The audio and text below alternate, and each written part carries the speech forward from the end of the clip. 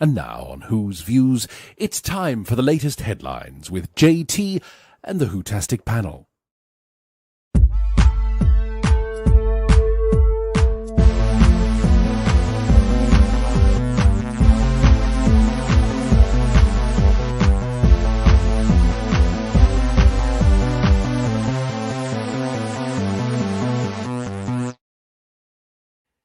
Hello, everybody. Welcome back to Who's Views. It's your big show on Wednesday, the 28th of May, 2025. It is indeed headlines. How you doing? How you feeling? Just saying before we came on live, I'm exhausted with this series of Doctor Who. I am so pleased that this weekend sees the last episode because I'm done with this nonsense. Honest to goodness, how are you doing with it all? Oh, honest to goodness, it's just ridiculous, and I'm just so glad the end is in sight. It's good to see you all. Welcome, welcome, welcome. Listen, firstly, big message for me to any of our Who viewers in Liverpool. Okay, so Monday was horrific. Monday was a very tough evening to get through with lots of stress and lots of worry and lots of concern. Thank you to all the Who viewers that got in touch to say they were okay and their families were okay. It was lovely to hear from you, and I'm delighted that everybody's okay. I mean, we've heard today, or I've heard today, that a lot of people have been released from hospital now. Thank the Lord. There are at least 7 or 8 people still in hospital. So let's send all our thoughts to them and hope that they get through it. Just shows you how crazy this world is that we're in today. But this show will always stand with Liverpool. No question. I don't know, what should have been a fabulous, fabulous day turned into a bit of a nightmare there, didn't it, everybody? But yes, there you go. I just wanted to put that in, as you would have expected, I am sure. Lots to talk about on this particular show tonight, and this one is all based around the ratings. Bedouin is coming to see us very shortly because, have you heard? Yes, the Interstellar updates may not be as interstellar as the BBC Bad Wolf or Disney Plus may want. So we're going to be looking at all of that. Plus, there's a bit of wishing in there for you as well. You know what I'm saying. Joining me tonight is Paul. Hello to you. Hello. What a surprise the BBC are making things up. I don't believe it. Yeah, it's just a shame that they don't get writers to do the same thing in proper dramas, isn't it? Exactly, yeah. Instead of using AI like I suggested, yeah. That would be very Allegedly. Great to see you all in the chat. Nice to see you. Thank you for joining us this evening. Lots of you talking already, so that is fantastic to see you. Mud Crab's in there. Steve Bellow is in there. Now, Steve's saying to us, Paul, can't wait to start talking Classic Who again. What were we just talking about before we came on? Me too. Looking forward to Sea Devils and Battlefield, whatever else we've got lined up for the next few months. Superb. Exactly. Yeah. Exactly. Yeah. I think we're going to go with the Sea Devils first, everybody. So stay with us. Good. Because that seems to be on television quite a bit at the moment, doesn't it? Wasn't it always? They always show the repeat always the best stuff, don't they? I mean, that's probably been repeated the most. Maybe Bedouin can do ratings for the whole run of the Sea Devils since 1972. Been on so often. Yeah, maybe we could. Yeah. Hello to Tornado. It's good to see you. Welcome to Who. Janus is here with us as well. And Forbidden Man is being very philosophic already, Paul. Wow, we learn something new every day. Treat each day as an adventure and a new page together. I wish we could, but society doesn't seem to be like that, does it? No. But it's a shame because at one point, I swear we were almost there. But I agree with that. Yeah. Sadly, yeah. Alfie, hello to Alfie, and Cody W1's with us saying hi all. 3 more days and it's over. Oh yeah, I need an advent calendar, Cody, to be quite honest, or something like that. The countdown. Because honest to goodness, what a chore. It's been a chore, hasn't it? This particular. We'll never get this time back, you realise, don't you? I do, that's the problem. Yeah. And hello to Mr. Matthews with us as well, saying looking forward to a good old chat. Oh, that's good to know, because hopefully we've got some for you. We're going to know we want to know exactly what you think about this stuff when Bedouin joins us, about the ratings as well. Come and join us for all that. PTA is with us saying, do the Sea Devils before RTD wrecks them. We were going to do that, really, PTA. Yeah, no, don't forget, everybody, there is a trailer. If you're going to the pictures this weekend to see, I've forgotten it, The Reality War. I can't even remember the title. They're still gripping titles, aren't they? Let's be honest. Yeah. I've got it written down. I was going to say, yeah, if you're going to the cinema to see Wishworld and the Reality War this Saturday, you'll get to see the trailer at the cinema. If you're watching it on the BBC, you'll also get to see it after the episode, the trailer for this Sea Devil thing that's on the way. Now, I don't know if they're going to be releasing the date for it. A little bird has told me they won't. They'll just do a coming soon. Coming soon, yeah. Yeah. Yay. Yeah. So we'll soon find out. But yeah, we will. We'll be looking at that one. And Robert Payne's being fun. To paraphrase the Eurythmics, here comes the Rani again. You and your anagrams, Robert. What we like, yeah. Yeah, there's a headline. Dom goes saying to us, I watched Logopolis today. What a brilliant story that is. It's a masterpiece. I love Logopolis, me. I know he does, yeah. I think it's a great story. I'd happily watch it. But as you've heard me say many times now here on the channel, everybody, when we get back to looking at the original episodes from 26 years of Superior Time Travel, I'm not going to slag any of them off ever again after watching these episodes, I tell you. Never again. Goodness me. At least he doesn't go around high kicking with his big scarf, does he? So it's great to see you all. Nice to see you all. Nice. Listen, I want to say thank you as well tonight for social media addicts, Kirsty and Emilio from the show. I know Kirsty's in the chat. Kirsty spotted this on Instagram just a couple of hours ago. This is our possibly departing leading man, as well as our departed new companion, because she only did one series. Here, look at this on Instagram. Mom and dad dinner date at Prada. Yeah. They're not trying to tell us something, are they? Other than what was in last week's episode. I mean, within the context of the series, that this is the doctor's wife. Don't tell me that's what's going to happen. Yeah. Well, here they are here. Now, this, everybody, is from Berlin, where Shooty and Verada are at a Prada dinner. Ooh, get them. He's wearing short trousers to a dinner. What's a welcome to? I know. I said to Kirsty, why do they look so glum? You're at a bloody Prada event. You're probably getting paid to pay and keep their clothing, right? You're going to be there with lots of swishy people and big names. It's Prada, for heaven's sake. Why do they look so glum? And Kirsty said, well, as the kids would say, they are serving looks. Yeah, they're trying to be mean and moody, aren't they? That's the thing, isn't it? Serving looks. I just think it looks bloody rude. I'd be like that. Because you get a goodie bag at these things as well. I'd be like that with your goodie bag, probably. I'd skip the dinner. So thanks very much. I've got my suit and my shoes. Woohoo! That's something. But there they are. They're in Berlin now. Our allegedly departed leading man and woman. Ugh. Right, yeah. Yeah, leading, stretching it a bit. Is that what the way you describe it, or does it say that in the article? Because it's a stretch, leading people, isn't it? Yeah. Yeah. I'm being nice, aren't I? I'm being nice. She always looks ungrateful and moody, says Steve Braddock, with the look at that, it's Scooby-Doo, Where Are You? Titles there. Oh, superb. Yeah. And what's Matt 532 saying to us? Even if they have a hiatus, I can't see how they can undo all the harm to the show if they bring it back. I would say that if they brought it back too soon, I think it would still flop. I have to be honest. I think it needs to have a good rest, to quote certain people from 1985. Yeah. You know, it's the same Where's thing. Where's Peter Cregeen when you need him, or Michael Grade? You know?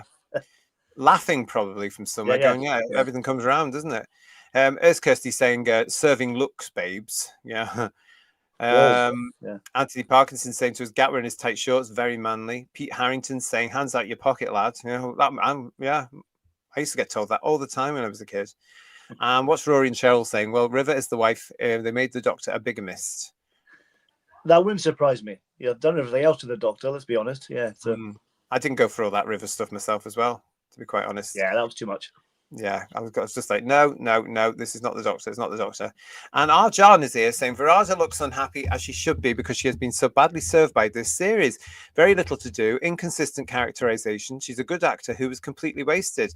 I have to say, our John, this character is going to be one of the most, for me, one of the companions I forget, because she's made no impact on me at all. Yeah, I'm the same. I thought she was quite good in Boom as the cleric soldier. She was quite good in that. I've seen her in other things. She's quite good, but she's not memorable at all. And even with someone like Tegan, who had a bit of a kind of a grumpy personality, I take Tegan over her anytime, wouldn't you? Really? Yeah. Well, yeah, but definitely. Well, yes, and that's saying something for me. Yes, I would. I'd watch anything with Tegan, and to be honest, over there. But I'm going to forget Belinda totally. Haven't you already? Yeah, yeah. And I still, Yeah. as I say on the review shows, I don't understand why he got rid of Ruby when it would have just been so easy to carry the two characters of Ruby and the Doctor over Yeah. 2 series.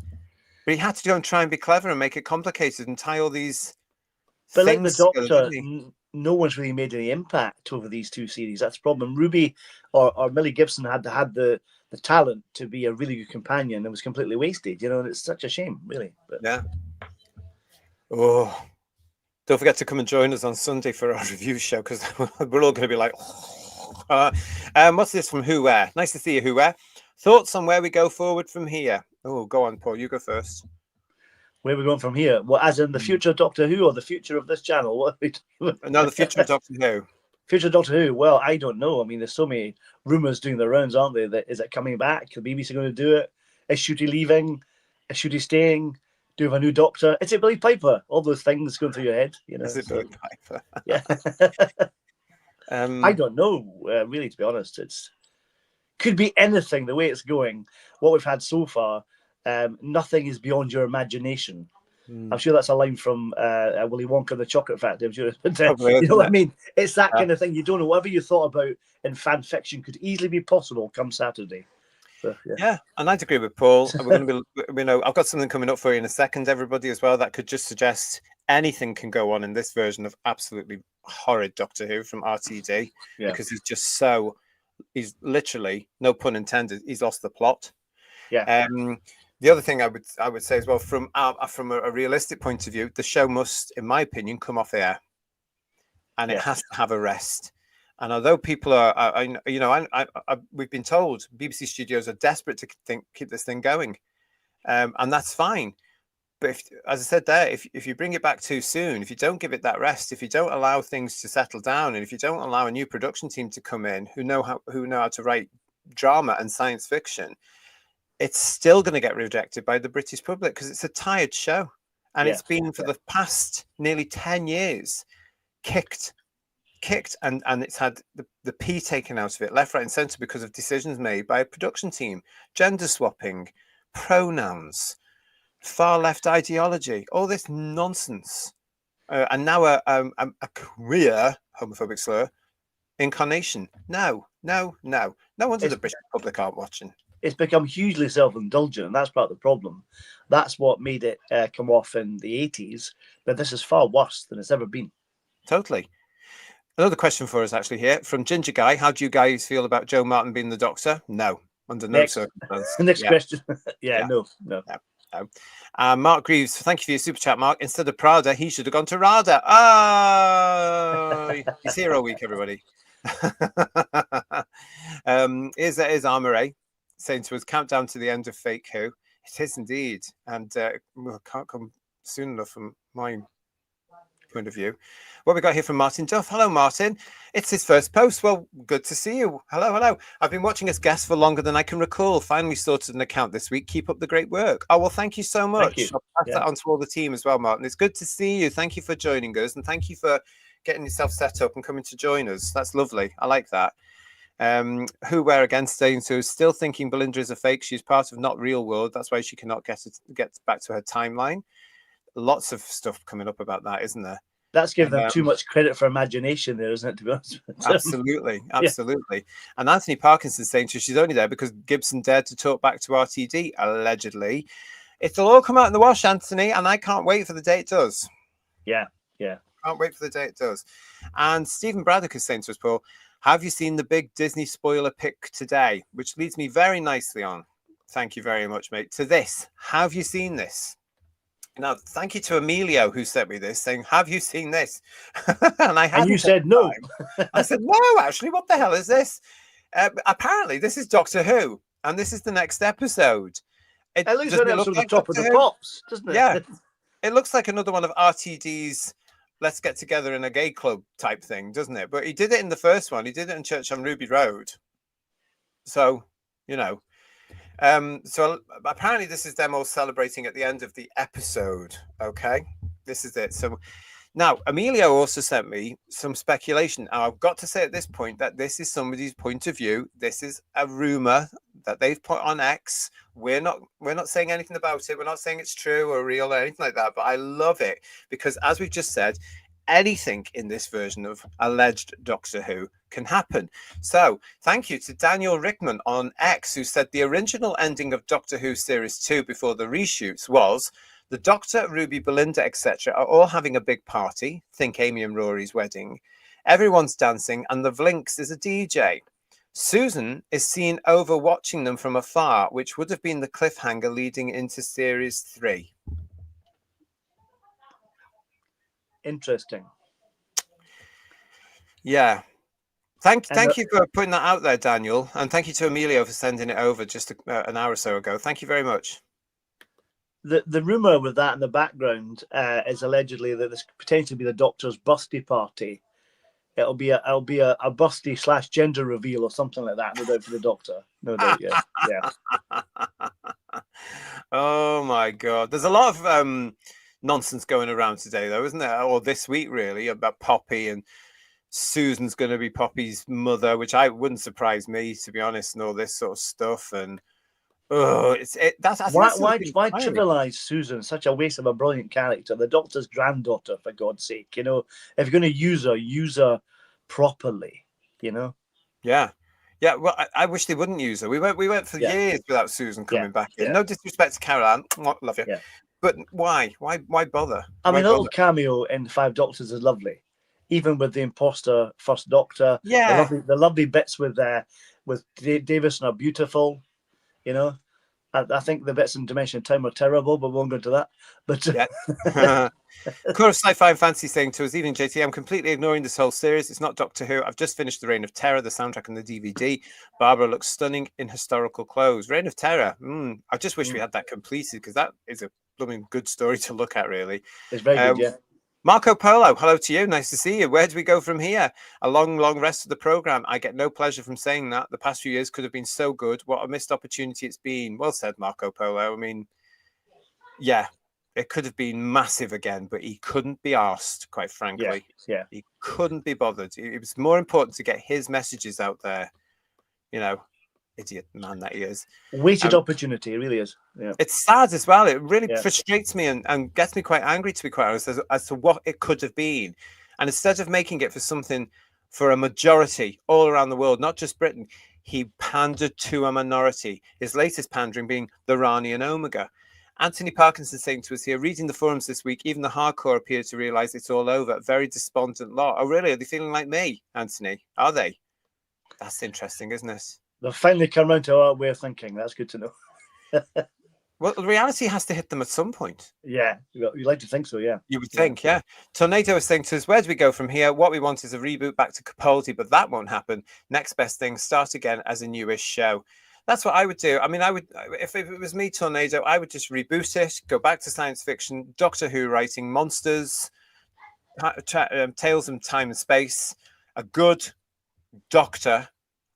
And I would just, and I wouldn't even reference the Chibnall and RTD2 eras. I wouldn't bother. I wouldn't even reference anybody else. I'd just say, "There's the Doctor. You've got to get on with it," and then you put it wherever you want to. Quite frankly. Yeah. Paul Routen's with us. Paul, evening. I'm watching from work tonight. One more episode and it's done.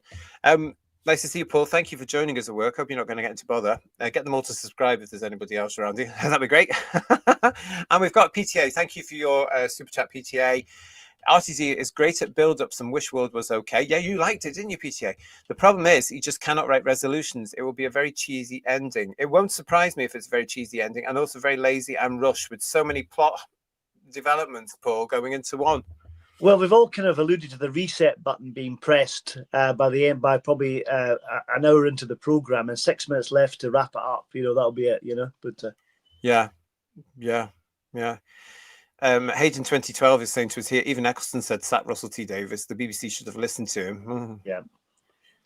Show business is a very, very strange thing. We've got Forbidden Man saying it's the Disco Duck Doctor again. Yeah. Pete Harrington saying to us, get out of it. This is a fantasy, surely. Oh, an after party. Mm-hmm. Yeah. I mean, it tells you that the ending is going to be fine. And then he goes, it looks like he's going to go, perhaps, possibly, and waste 15, 20 minutes of a story on some sort of party. Well, when Spider-Man did that, or he does his farewell tour that like Tennant did in End of Time and go around saying goodbye to everyone, which is really self-indulgent, I just wish he'd concentrate on just telling good Doctor Who, but it's over and done with now. He's gone. He's gone to write this rubbish for Channel 4, which nobody's going to watch, I guarantee you. I'm going to ask Bedouin nicely next year to keep an eye on the ratings for that. If they rest it, says Michael Hallett, I personally don't think they should, only because they have destroyed so much of the fan base. Wouldn't you all think running Vintage Who in its place would drum up more people like us? The thing is, Michael, they are. I mean, we've got you and Eden just now, and apparently they are looking to try and extend the episodes they've got because it's been okay for them. There's no way you're going to get that sort of Doctor Who onto the BBC television again on BBC One, BBC Two, really. Maybe BBC Four, but not regularly, because the BBC are so up itself, it doesn't like repeating things back from an age that they consider the Dark Ages. What is interesting, though, when they repeated things like Spear from Space and Silurians and Genesis back in the 2000s, I'm sure they were making more viewers than they have at the moment. Good point. It's a good point. Julie Answorth is saying, it's not much of a cliffhanger. And Paul Schlechter is with us saying, interesting post and makes sense. What series 3 is that then? Exactly. Yeah. But don't forget, he has planned out series 3 and 4. Maybe we've been saved from the continuation of An Arc with Susan, because that would probably be worse than we've had already, no doubt. JT, the answer is obvious, says Amaray. RTD desperate to get an audience. That's why Susan appeared, except the rest of it is a pile of crap. We've said it before, haven't we? And I know Ian says it as well a lot. Why did he lie effectively in 2023-24 by saying you don't need to have any knowledge of Doctor Who from the previous 60 years when you bloody do? Well, bringing Susan back won't bring back the general public, will it? No, I mean, they won't know who she is. Who remembers Susan? I mean, who remembers the Rani, etc.? Who's to remember Omega? All that kind of stuff, apart from us diehard fans. Yeah. I mean, the BBC on the studio, BBC Studios put out that picture of Omega yesterday, I think it was. I casually looked through the comments on the Facebook, and it's loads of people, obviously, who have never even bothered to go to the original series. I've had to go to the iPlayer and watch the Omega Three Doctors. I've had to watch the three. Who is Omega? Go and watch the Three Doctors. That's the audience. Why couldn't they have just come up with something new rather than... They're in for a treat if they're going to watch the Three Doctors, though, aren't they? Yeah. Here's a question for you, Paul, from thank you for that, Stephen Bellow. Cancel the show and use the money to AI recreate the lost episodes. Here's a question for you from Matt. Who's worse, Jonathan Powell or RTD? Oh, I think RTD, to be honest. At least Jonathan Powell didn't write the stuff, did he? Yeah. I'd say RTD right now as well, because he's called himself a fan, and he's just continued the work of Chibnall and killed it. Yeah. And recreated our beloved show into something he wanted to do but didn't have the balls to do under a different name, because it wouldn't have gone anywhere. Because the only thing people are watching this is it calls itself Doctor Who, and they're blinded by the fact that it calls itself Doctor Who. Awful. Hayden 2012, the new Who fans are very derogatory of the people who've been watching the show for years. Yeah, they are. They are, but what can we do about it? They're just rude, some of them. How new are the alleged new Who fans? I mean, have they joined? These people who joined with Jodie, are they all gone? Are these new fans starting with Shooty? I get confused of which level people are at. I don't know about you, because how do you define old? Have you watched it for 2 seasons or 60 years? What is it just us, or is it just you've been watching it for 5 years? I define anybody as old as you say, of anybody that came into the show from the 90s onwards and watched it from the Sky stuff, or whatever it was called. UK Gold, all that kind of stuff. UK Gold. I would say that's old, because people that came in with UK Gold know the original series. So I think anybody that grew up with the original series grew up with its second set of episodes through UK Gold. Yeah, that's still the original series. So people they can say they grew up with that version. Yeah. I think that's that. So anything from 63 to around about 2000. Yeah. You know, yeah, it's a shame, really, isn't it? I'm sure Disney were chuffed to bits to receive a load of episodes ripping off one of their least most popular Marvel shows, says Mark Art, by the way. I take it he means WandaVision. Yeah. Thank you. That's it. Yeah. At least the She-Hulk wasn't in it, because that was one of the better ones as well. I heard for that. Yeah, that was telling me. Although I quite enjoyed it. I have no taste though, but I quite liked it then. Yeah, you got that. Alfie Jack saying, just show a new Doctor, no number, memory raised permanently and go onwards without RTD or Bad Wolf. And Happy Man 050 saying, no Radio Times cover for the finale. I thought we would have got 6 cover selection of 3 versions of the Rani and 3 versions of Omega. More about that on Friday on our show here on Headlines, because I was a bit surprised what was going on as well. And Jill Sherwood saying, starting to collect the classic Doctor novelizations after finishing The Wheel in Space, which I only bought Doctor Who magazine for. There you go. Now, what price did you pay for it? Was it the $10.99 advertised price, or was it $7.99? Because apparently they put it in the wrong bag, and it was a $7.99 barcode still on there. Oh dear. Because I know that some of you in the chat got a bargain. So congratulations. I haven't. I'm not. I tried to go to Forbidden Planet, and I realized I went in there thinking I'll pick up a copy there on the way back from work, and they had none of them. In fact, there was no Doctor Who presence whatsoever in Forbidden Planet, and that is really sad, I have to say. It is, isn't it? Yeah. Although when I looked yesterday in my local Tesco, it still had about 7 copies, I think. All right. Okay. Yeah. Lex is with us, as you can see. Hello, Lex. And also Talent of Wayne Chiang. Good to see you. Hope you're well. Nice to see you. And Woodhouse 122 saying UK Gold was great. Who Omnibus every Saturday and Sunday, followed up by Blake 7. I know you wouldn't leave the house, would you? No, exactly. That was the problem with it. That's why we weren't allowed it. I remember they showed them at tea time as well, about 5:10. Did they? Like 4 days a week as well. It was great. And they showed Hartnell and Troughton as well, which is great. Yeah. Well, that's good news. That was good. Yeah. So I was never in, so I never saw it. I had all the VHSs back in the day. I tell you, that did me. Well, listen, we're going to move on now, everybody. But there we go. There's some Instagram and X things. Thanks again to Kirsty and Emilio for sending those in. We'll see what will happen. Can you hear the fact that none of us are interested in this thing on Saturday at all? Can you hear that in our voices? We're not interested, but we will be watching it, and we will be back here, as you know, to talk about it. And yeah, I know. And if we're going down, you're all going down with us. Simple as that. Right? What else? Oh, I had a little super chat there. Let me just find out where that was, because that was from PTA again. And my chats are going slow at the moment, but I have seen it. Where is it? It's coming up. Is it coming up? Is it coming up? Oh, I don't know. I will bring it up on the screen. But thanks to PTA, RTD will sell his season 3 scripts to Bog Finish. Oh, no doubt. Yeah.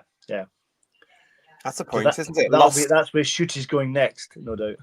Lost Seasons. Yeah. That could be it, couldn't it? That could be it. Yeah, PTA, you're onto something there. That might be it. Okay, so listen, it's time now to bring the man on himself, because we know that you love this bit here on Who's Views. We know that he is. He's got a big update for you today. Let's bring him on. It's the one and only with his rating analysis. It's Bedweer.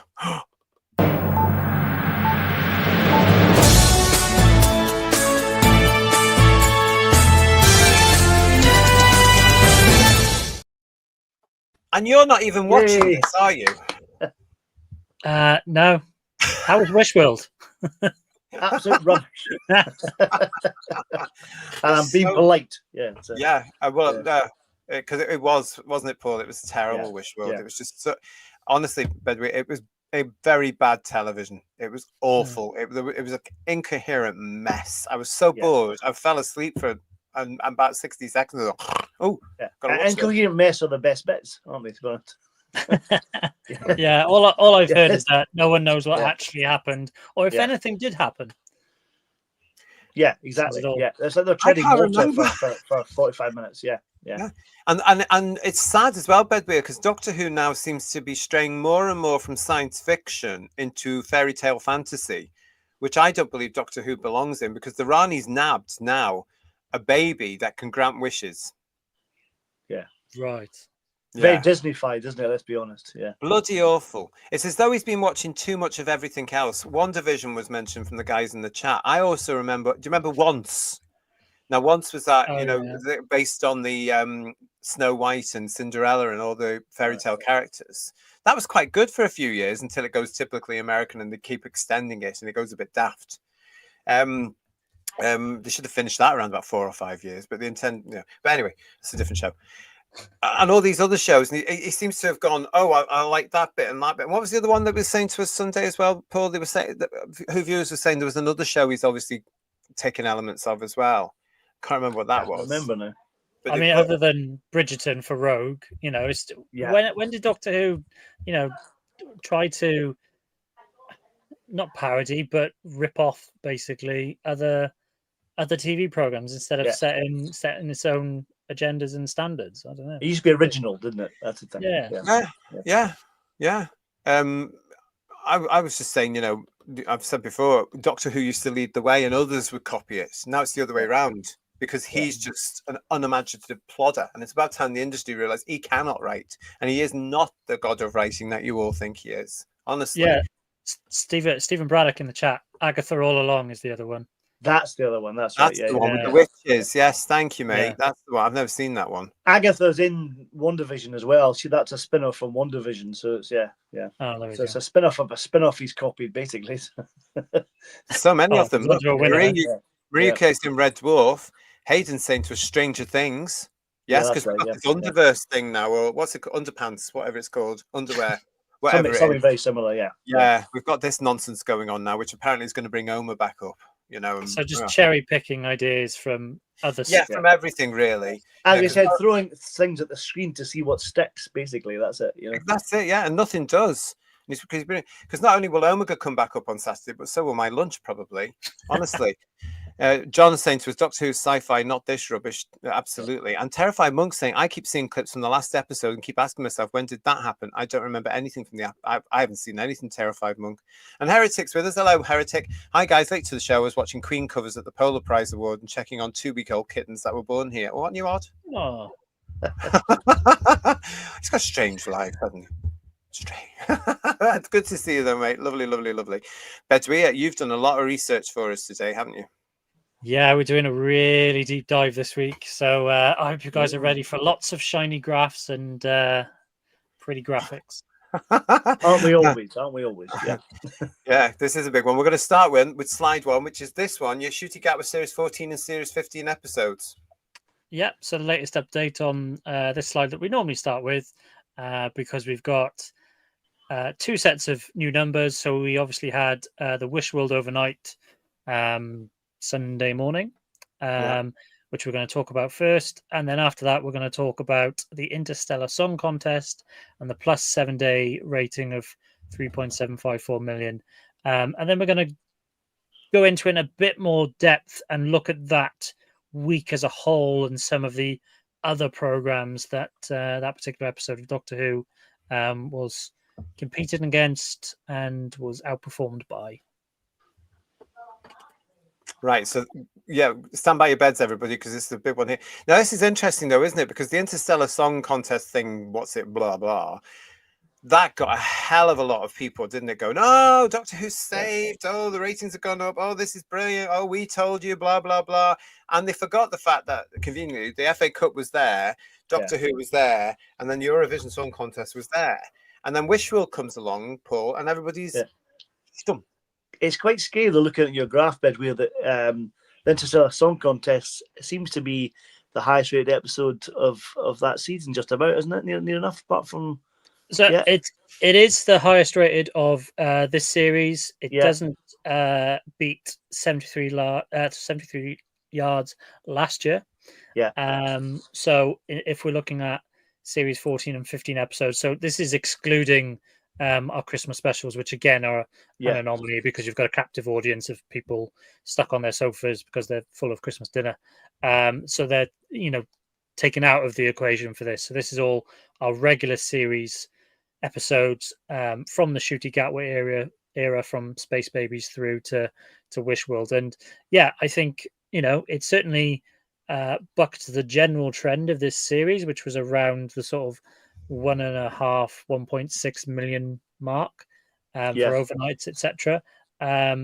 But given its placement and we've got to take it as being an anomaly.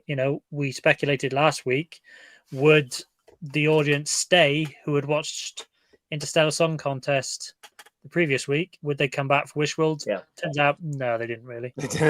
Well, they wouldn't have come back from the Story in the Engine either before Interstellar Song Contest, because that was terrible as well. So I'm not quite sure, so it is a fluke because that episode wasn't very good. So what can I say? We've made this argument before, in earlier episodes where the next week's ratings are often seen as a reflection on the previous week. Yeah. Because don't forget, we had Rogue, which was widely derided, and the following week, Legend of Ruby Sunday, which was the only episode of this run that I've actually seen, and was very much as you've described Wishworld. Nothing happened, 45 minutes, and we had a cliffhanger. But that got the lowest ratings of last year. So that's thought of as a reflection of Rogue the previous week. So yeah, I don't think Interstellar Song Contest went down as well as they might have hoped, given that there's been quite a steep drop. Lots of people in the chat saying, like Stephen, it was a blip. It was all down to the football before and the Eurovision afterwards. It's pretty clear to me that it was. It doesn't mean that it doesn't mean that they were actually sitting down and watching it. We can never prove that, can we? We can't prove that. No. Thank you to Lex for your super chat as well. Lex, Gatwa who, when falling, when Jaws will be waiting. Yeah, yeah. That's a reference to the fact that it's, in the next a few weeks we'll be looking at Jaws here on the channel and celebrating its 50th anniversary. That wonderful movie. So stay with us. That's all coming up. Something a little bit different for us if you're interested. But yeah, get your teeth into. Yeah. He's here all week. Julie Ann's saying to us, by the way, they aren't in a hurry to reveal the 28-day ratings for the first episodes, are they? No, I haven't seen any.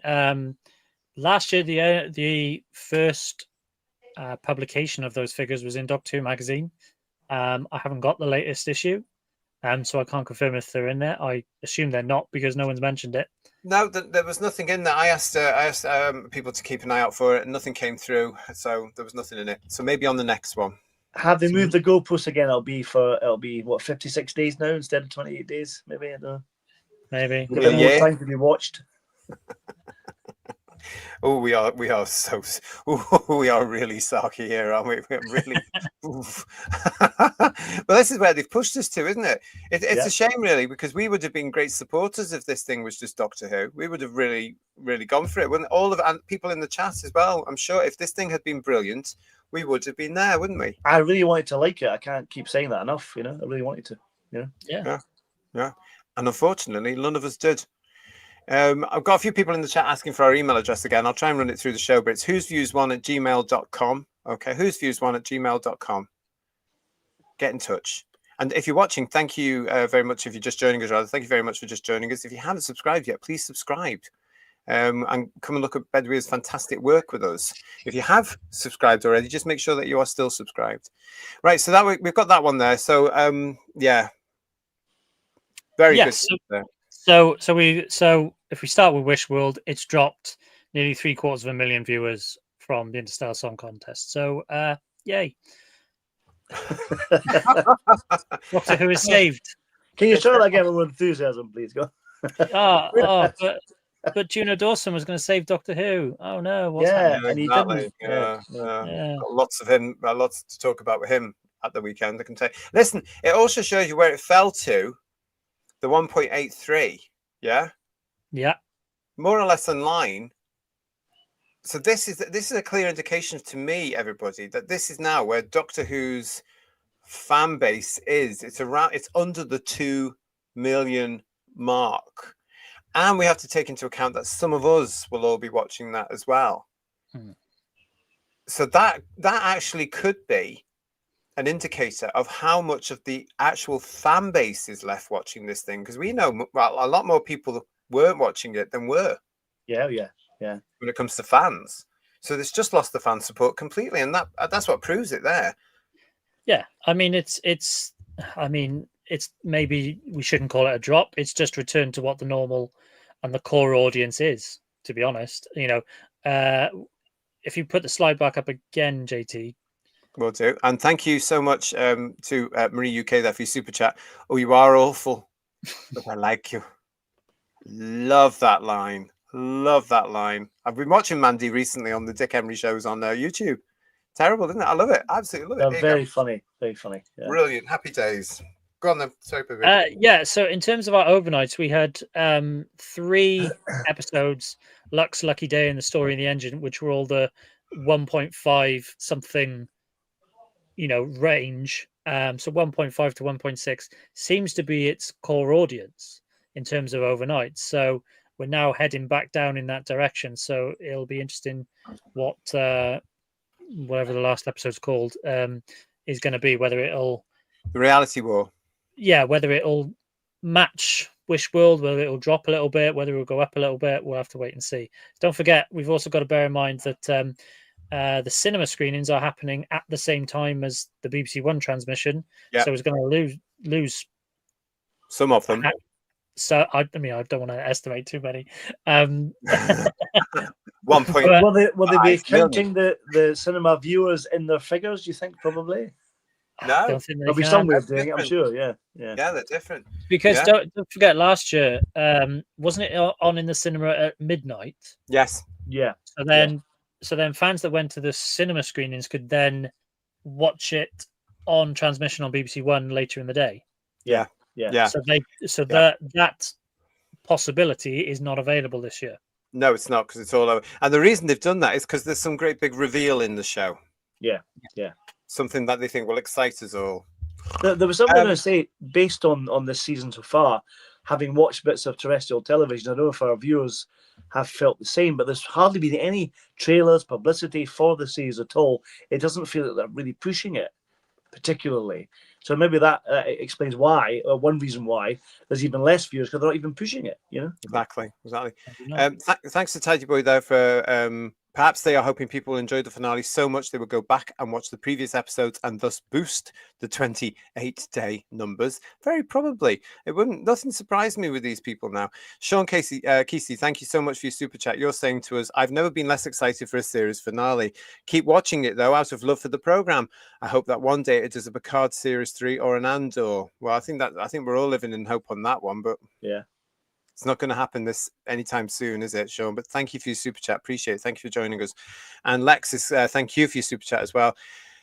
There were too many flashbacks of Doctor's past faces in this season. I was fed up being told when you know past Doctor's faces. Your thoughts? It doesn't. I noticed Richard E. Grant wasn't there from last year, so what about him?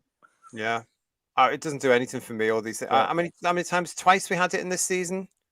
Yeah, I think so. Yeah. It was in the Story in the Engine, wasn't it? Yeah. So just a couple ago. For me, Lex, I can't be done with it all.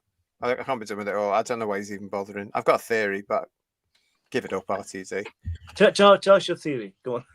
My theory is basically to try and cement the fact that Whittaker, Gatwa, and Hurt, and the other woman, Joe Martin. Thank you. Martin? Yeah. Are all the Doctor, and that's it. That's the story. They're the continuity now, and whether you like it or not. And I think it's doubling down and tripling down. And no, it's not in this house. It stops at Capaldi for me, and that's it. You had the chance, Russell, to bring it back with Gatwa for me in this house, but it's not going to happen. I can guarantee you. Just Jordan, it's good to see you. Thank you, sweetie. How's your dad? That's what they'll put any viewing figures drop down to then, because so many people went to the cinema to watch it. Bedweer. Yeah. We'll be back next week to talk about the box office takings. Ooh, so we'll see. There we go. Sheila B in the Devotions has just joined us. Nice to see you, lovely. And Pete Harrington is saying, all 100 of them in the cinema, I doubt it's worth it. We'll keep it all coming, everybody. G35, hello, how's your missus? Okay. Aren't the viewing figures extrapolated? That's a Rani word, isn't it? Extrapolated from a sample panel of around 4,000 viewers with bar boxes or something like that. That used to be the case. I don't think it is the case anymore, but because you've got multiple devices, and we'll talk about 4-screen chart and rating, all that sort of stuff later. So it used to be the case. I'm not sure if it is still the case in America. The Nielsen family. That was the old.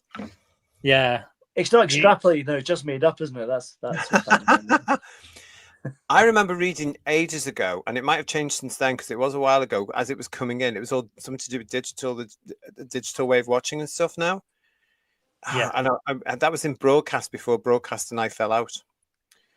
I'll have to try and remember. We'll look it up. But no, I think Bedri is right. Yeah, the turning off of the old analog signals means that everything's going through digital signals now, and digital signals are easier to watch, track, and monitor, and see what you are watching. Yes, and where you are exactly in your house when you're doing it. That's why I don't have those devices that order things from Amazon for you. Well, that's what the TV detective vans used to do as well, didn't they? When they scare people. Oh, yeah. That's so funny. Hello, David Shaw. How are you? Hi, panel. I got a Doctor Who TARDIS. Please, can you help? Can you get calendar? Which calendar are you after, David? The typing's gone off a bit. I got a Doctor Who TARDIS. Please help. Can you get calendar okay for Doctor Who panel? Try that again because the thing's messed up. It does that with me as well, David. If you're looking for a calendar, we have to get a plug-in for Daryl's calendar. Oh, hang on. Yeah. David, I've got a Doctor Who TARDIS yesterday. Can you help? Can you get a Doctor Who calendar? Well, what sort of calendar are you after? Our favourite on this one, David, is of course, as you're saying there, Paul, it's Daryl's. Yeah. It's Daryl's, which was a wonderful one. It was this one. Hang on. Talk amongst yourselves for a second. It's amazing artwork. You'll love it, David. You really will. Very nice. That one. Listen, whosviewsone@gmail.com, and I'll see what I can do for you, David. Get in touch. I hope there's one coming for 2026. So. Stay with us here on the channel. whosviewsone@gmail.com if you want to know more about that, David. We'll see what we can do for you. Okay. And what we got here, we've got Mark Greaves. Thank you for your super chat. Do we know the highest rated classic episode? You come into that in this chat, aren't you, Bedwi, I think? I'm not, but so if we're taking all put you on the spot there. Make it up. I mean, so all of we've actually had points for anyone who can guess this. 891 episodes of Doctor Who transmitted on BBC One as sort of premiere transmissions, not including repeats and all that sort of stuff. And yes, many will probably guess that it is City of Death. It is actually part 4 of City of Death, which got 16.1 million viewers overnight. There you go. But there was a strike at ITV. Don't mention that. Don't ruin the moment. No, I'm just going to say, because I think the Web Planet was 13.5, wasn't it? Episode 3 of that or something? I don't know, maybe. The episode called The Web Planet. Yeah. It was 13.5 million. Between those two, Ark in Space Part 2, Destiny of the Daleks Part 3, City of Death Part 2, Part 3 of City of Death, and Destiny of the Daleks Episode 4 got 14.4 million viewers on. Oh, that Saturday night episode 1 with that Saturday night. I remember that like it was yesterday. It was such a special night. We were myself and some friends. We were so excited for the whole day. Grandstand was kicking down. My mum called us in for tea. Doctor Who was about to come on. I remember that night so vividly. It was so good. It was brilliant. What a night! And the highest rated modern post 2005 episode was Voyage of the Damned at, of course, because Kylie was in it, wasn't she? Yeah, 13.31 million. So yeah, Mark A. Wright was saying, to put things in perspective, Duggadoo. Oh, that's the Muppet things, isn't it? Have now achieved 2.01 million views on YouTube. Ouch! Oh dear God, really? I saw that and it got stuck in my head, so I can see why. I haven't watched it. Has it pulled you in, Bedwi? Has it? Absolutely not. I mean, I heard that was the best bit about it, so I feel like I've I don't know what I needed to from that episode. I might have to have a look, mightn't I? Cody W1 saying City of Death, G35 City of Death, Mr. Matt City of Death, All getting it right here. Look at this. Duncan the Funky Evanston, Dimensions in Time, the highest rated, then City of Death. I'm not counting Dimensions in Time. It's no canon Bedweer. You'll have heard. Yeah, I've heard. Yeah, I told you he was going to do that though, wouldn't he? Yeah. But because it's part of a wider program, then it's you can't really. No, I'm surprised he even managed to get that little clip of Kate from it because he's not supposed to do that in my book. Yeah, I wonder how we got around that. Yeah, I know. Yeah, Paul Richard, City of Death was the first full story I remember watching. Happy Days, 1979. Yeah. Terrible for reality. Great for us as fans. What have we got here? And Gris Redford, hello, nice to see you.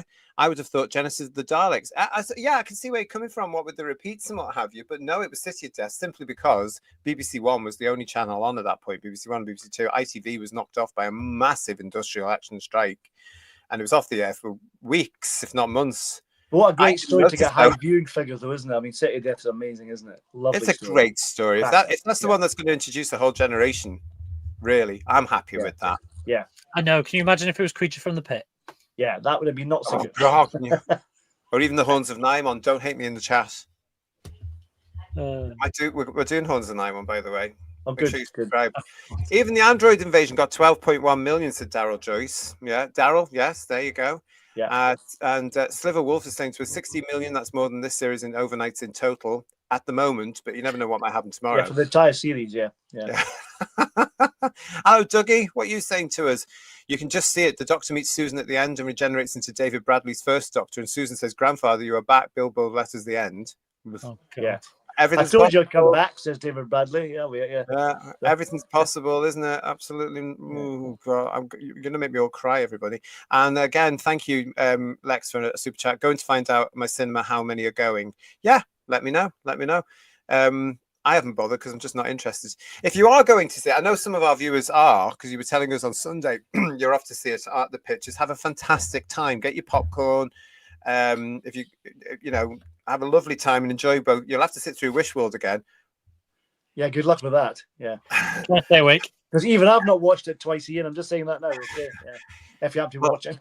Yeah, well, that'll learn you when you get to the cinema and have to see it on a big screen. And then you're going to get the episode as well. But have a lovely time and come back and tell us what it's like. You can email me, whosviews1@gmail.com, if you are hyped after the episode that you've seen on the Saturday night, or come on the show on Sunday and tell us live. All right, Bedweer, we're going to move on. So that was slide 1, everybody. Here we go. We're going now to slide 2. Is that okay, Bedweer? Yeah, carry on. So this puts our position of Wishworld amongst all the other episodes. So it is the 4th best performing episode in that it was better than Lucky Day, Lux, and The Story in the Engine, but it wasn't as good as The Well and The Robot Revolution or the Interstellar Song Contest last week. So it kind of sits in the middle there in terms of performance for this series run. This is interesting, isn't it? I've never seen such low view figures in my life. Honestly, they're terrible, aren't they? So, fourth lowest overnight rating, and this is the penultimate episode of a series as the series finale kicks off. It's not great, is it? Yeah. No. It's but where these are all positioned, it is interesting, isn't it? Because it just shows you the power of having 2 good shows around you, as Interstellar Song Contest did. But even that only put it 15th. Yeah. And above Space Babies, where it all started. Yeah, and it's only just above Space Babies, isn't it? Let's be honest. Only just. It's comparative. Yeah. That's very interesting, that, Bedweer. Really interesting. That Wishworld number 4, look at that, 1.83. Yeah. Still got that Legend of the Sea Devils, as you can see there, everybody, as well, 11. Yeah. Poor Jodie. Poor nothing. Poor Sea Devils. Poor Sea Devils to be lumped together, all that rubbish. Yeah. Well, fans that watch this, you have my real affection there. But hard work. But it'll soon. It'd be very interesting to see where this one goes. And could the Legend of the Sea Devils somehow eventually disappear? Is that going to be in there? Anything can happen now, can't it? Anything can happen. But we don't know. Good stuff. So we're going to the next slide, Bedweer. Yeah. So the 1.83 million overnight for Wishworld is just slightly under the average for this series of 1.86 million. So because we had that big jump up to 2.57 for Interstellar Song Contest on the overnights, that lifted the series average, but that now means that Wishworld has dropped below that average. You can see the table on the left-hand side, so all the modern series of the show from 2005 through to now, and then the big line graph is everything from season 1 in 1963-4 all the way down through to where we are now, and you can see it's quite a drop off. Yeah, it is, isn't it? Yeah. It's quite stark, really. And you look at how series 2 back in 64-5 did pretty well, but then there was a drop down, and then once you start getting into series 7, Pertwee into Tom Baker, we get some climbing, and the biggest averages. There's a slight blip in series 17-18, whichever one that is, but then it drops down again, and for the end of the classic series before rediscovering an audience in 2005 onwards. But now look where we are in 2025. It's all the way down under the 2 million mark for overnight. And yet they're still trying. I don't understand. There it is in blue and white for you there, everybody. Look, there it is. And yet these people in the entertainment industry are defending this crap by saying nothing's changing. It's still okay. There's still there bloody isn't an audience. I'm going to send them this. This is nonsense. Look, there is no audience for this. It's 1.86. They can't. Look at that audience for Series 11, which was Jodie Whittaker. There was clearly an interest in Jodie Whittaker and a female doctor. Yeah. For about 5 minutes. Yeah. Unfortunately, they then watched the episodes and decided, no, actually, I'm not interested. It's all freighted since then. But, if that first series had been captivating enough to keep that audience, maybe we wouldn't be in the predicament we are now. But clearly it didn't work. No, it didn't work. It was, again, I'm going to say it was an unnecessary gender swap that nobody asked for. But people were interested in. People watched it. Well, for the first year, yeah. Yeah, the first episode, and then that curiosity factor, but then it fell away and has been falling away ever since. Well, we saw that in Whittaker's run, didn't we? Because each episode shed viewers, bar 1, maybe 2, where it stayed the same. Well, I think part 2, the Ghost Monument, in my opinion, was worse than the first episode, so that's probably why. Oh, that was awful. That was dreadful. Dreadful, yeah. Was it? Yeah. Lex is saying to us, great layout list. You can see the poor viewership of the current 2 Doctors, and yet people are denying it every single place you go. I'm rabid fans just denying the truth. I've mentioned it before. I'm worried about you people out there. And Rose Kirby's with us. Hello, Rose. How are you, lovely? It's 1 year yesterday for Empire of Death was on at the cinema. The runtime was 54 minutes. This Saturday, the runtime is 66 minutes. Stop reminding me, Rose, please. It could have been worse. I think we originally thought it was 75 minutes, so it's our best end. It's 66. Yeah.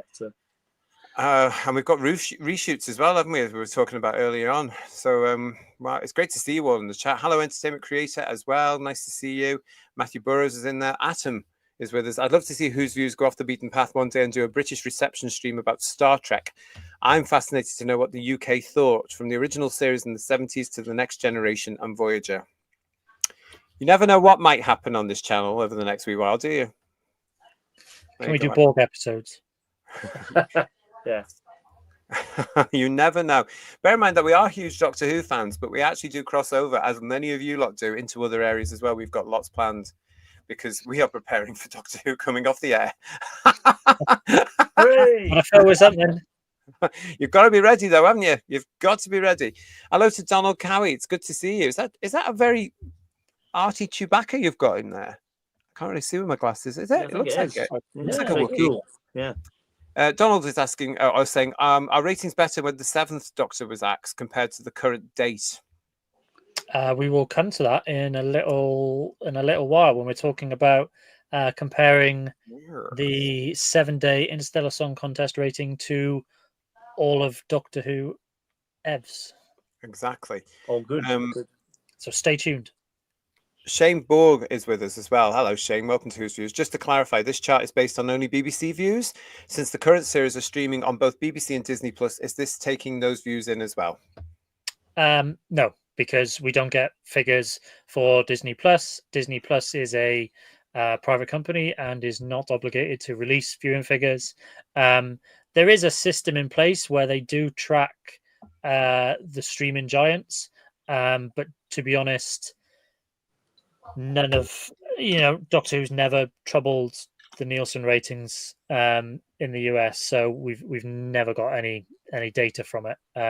There are rumors and so-called leaks and people that claim they've seen the data, but unfortunately, this is not something we can comment on. In the UK, however, these numbers are published and are available for anyone to access.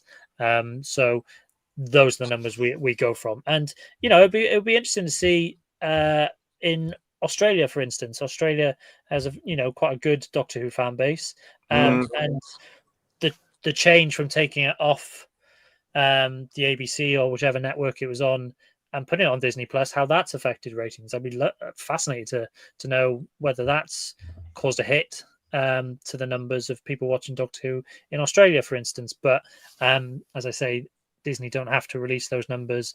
They tend to jump up and down when things do really well, and unfortunately for Doctor Who, they haven't been doing that. No, not at all. No. Stephen Braddock is saying to you, Bedwi, your charts show the truth, and it's crystal clear as well, isn't it? He does a lot of work for it, and it's crystal clear there. So thanks, thank you for everybody. And Daryl is saying, I think RTD is in denial. Bedwi, tables don't do that, or pie charts, or graphs. That's a reference to the last week's episode, in case you're wondering. Can anyone explain the tables thing? Yeah, what's happening in the last episode is that Rogue appeared on the Doctor's television, giving him a message, which was basically, oh, by the way, I love you, and you've trapped me in Hell World, but I still love you anyway. And then he says, tables don't do that, because what's happening is that people are putting down mugs on tables, and the mugs are going through the tables. And they're so blinded by this fantasy world that for some reason they're in. All they do is sweep it up. And the Rogue has to remind the Doctor that's not supposed to happen. I have to say, I'm surprised because they have access to Disney things or Marvel, whatever, and Star Wars probably. I'm surprised Admiral Akbar doesn't turn up and go, it's a trap! At some point. You know what I mean? That was he might do. He might do. We've got an episode to go. It might be in there. You never know. You never know. But that's what that's about. It was just silly, and they had to.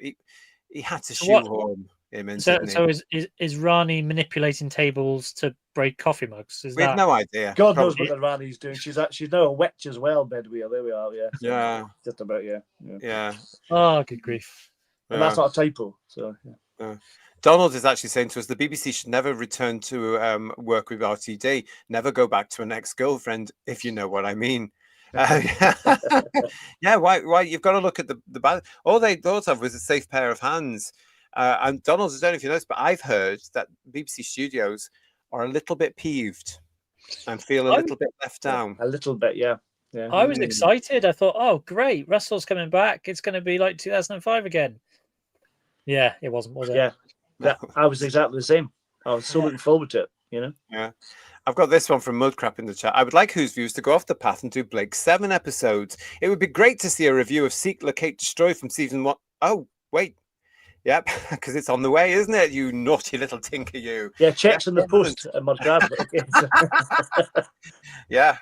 Can't wait to look at Blake's 7, Seek, Locate, Destroy. It's up on the channel now with the date if you're interested. I might be back for that one. You might be as well. Yeah.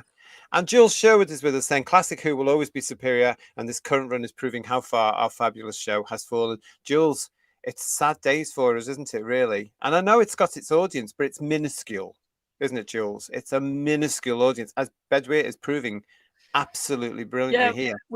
We don't take any pleasure out of this. It's really horrible to have to, say that we hate episodes and that the viewing figures are cratering. And, we want a Doctor Who series that's capturing not just the fans' imaginations, but also getting a general audience back in. And the general audience is long gone by now, unfortunately. Long gone. That's why it's going to take a lot of work to bring them back, Bedweer. Yeah, and we missed those days of 2008 where everyone was speculating at this point. We just had the Soul and Earth and the fake regeneration. That's where it all started going downhill for me. Using regeneration as a plot device for a cliffhanger. But anyway, the excitement that week was massive. And now we're at Wish World going into the reality war and no one's talking about it. I think the word apathy is underestimating it, isn't it, to be honest? Yeah. We've got Faint joining us. Hello, Faint. They just wanted another one-liner they can use and sell. It's predictable, isn't it, really? I mean, it's amazing, Faint, isn't it, how we're all seeing through it, because it's just repeating stuff they've done before, and we know the game like they do, and they think we're all stupid. I think part of it, Faint, is also because they think there are millions and millions of brand new people who have just discovered this version of Doctor Who. Shock headline, no, there isn't. Good to see you, Faint. Thanks for joining us. Fan01 issues with us as well. A female Doctor could have worked if they cast someone with some gravitas and if they'd had some decent scripts. The trouble is, it would have had to have been someone decent like Helen Mirren or Kate Blanchett. And then I'm going to touch Ali, let's be honest. Yeah. You see, call me old-fashioned, Fan01-ish. I didn't want a female Doctor Who in 1981. I didn't want one in 2017, and I don't want one today because the Doctor has been established as a male of his species. I don't care about all these people saying, oh, he's an alien, he can transform into anything. That wasn't in the original series. Yeah. Mr. Baker's a very naughty boy, isn't he? Let's be honest. Yes, and if I ever see Tom again, I'll be saying to him, do you see all the fuss you caused?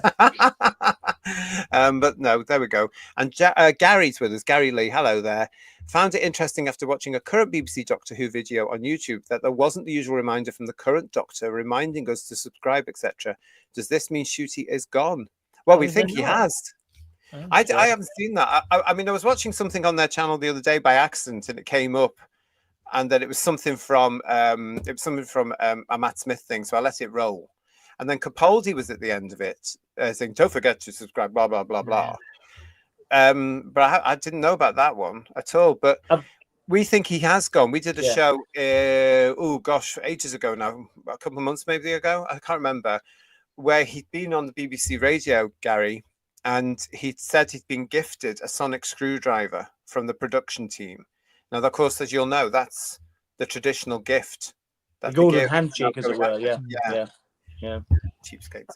I mean, for me, it was the moment he was signed up to do a Comic-Con, because I always got the feeling that, he must be out of contract then, because he wouldn't normally be allowed to do that. Yeah. Unless he that's true, yeah. Because they were never allowed to, weren't they? No, he was the first current incarnation to do it, and I'm pretty confident that's because he was out of contract. Yeah, it's true. It's great to see you all. It's nice to see you. Edra Silver for the next Doctor, says Dan Drew Tail. I think that day has come and gone. Yeah. Personally, I think they've missed that. And Seeking is saying to us they might bring back an old Doctor. No, I don't think it works for them now. They did it too much with Tennant. Tried it. Didn't work. And he can't ever come back now here in this country. And Joey is saying, I've been generally sad about the decline, but remain optimistic we will get our beloved Who back. It might take a while, Joey. Yeah. But we've been there before. Edward is saying to us, Robin of Sherwood is fantastic. Totally agree. All right, let's get on to the next one then. Where are we up to? We're on this one now. Yeah, so this is our overnight share. So along with the sort of raw number in terms of viewing figures, we like to present the share. So this is all the television sets that are turned on in the UK at the time that Doctor Who is on. How many, as a percentage, are tuning into BBC One? So the Interstellar Song Contest, got nearly a quarter of the viewers available. We'll see how that relates to other things that week a bit later. But now we are back down towards 16.2% for Wish World. So we've spoken earlier in this run about the Series 14 average being, more around the 20%. Whereas this series, we're now closer to the, 16%. I mean, if you want to get into specifics, the average overnight share for Series 14 was 21.2%, and now it's currently down at 16.3%. So we've lost about 5%. So, this is of the available audience. So if people are at home, got their televisions on, fewer and fewer people are tuning in to Doctor Who and BBC One. Yes, and there are lots of reasons for that then, isn't there? Let's face it. BBC One, for those of you outside the UK, is not as popular as it would have been even 20 years ago. It's a sad state for the BBC. It's in so much trouble with the British public. It really is. And I think it's reflected in the fact that people don't come to its shows. And I think this is part of the reason, because we're going to get people that watch this show and your report here, Bedouin, that say, oh, but the way people watch television isn't the same. It's the same. But what you're proving here actually is that that's nonsense as well. They're just not watching the BBC. They're not sitting down to watch the shows, because what the BBC is pushing and getting people to make for them is utter crap. Yeah, well, we'll see later on when we talk about that week that the Interstellar Song Contest was on. If there is notable stuff on, then the British public will tune in. It might get viewing figures that are not massive. For example, I don't want to, don't blow a gasket, JT. But Match of the Day on Sunday, which was Gary Lineker's last. But that only got 1.9 million viewers on the overnight. But that was actually a 32% share because of the time of evening that it's on. So there are fewer people watching television and a higher percentage is watching Match of the Day, if that makes sense. So yeah, I think so. Yeah, it's not just the raw number; it's a combination of the percentage available, of an audience. So as I say, Match of the Day, 1.9 million, so less than 2 million watching it live, but that was still over 30% of the available audience. So sometimes taking the raw number on its own in isolation can be misleading, and you have to put it alongside the audience share. But as we've just seen and demonstrated, the average audience share is down on what it was last year. Hugely. Yeah, about 5% when you're working, with 20% is not, is a big chunk. Hello to Pluto, who's saying to us there, Paul, are you looking forward to seeing Jodie Whittaker's return on Saturday? Because I'm not. If you haven't heard, that's another one of the rumours that Whittaker is back in this episode for some reason. That's so going to increase the viewing figures. That'll cause a real blip for you, Bedouin. I'm telling you that. I mean, if they do something like that, you just then know it's quadrupling down. Yeah, obviously. I'm put off the BBC for some reason. Says Seeking. Oh, join the queue. I wonder why. And, Marie UK, nice to see you. Thank you so much for your super chat. Question for you guys: do you prefer a newbie as the Doctor or a veteran actor?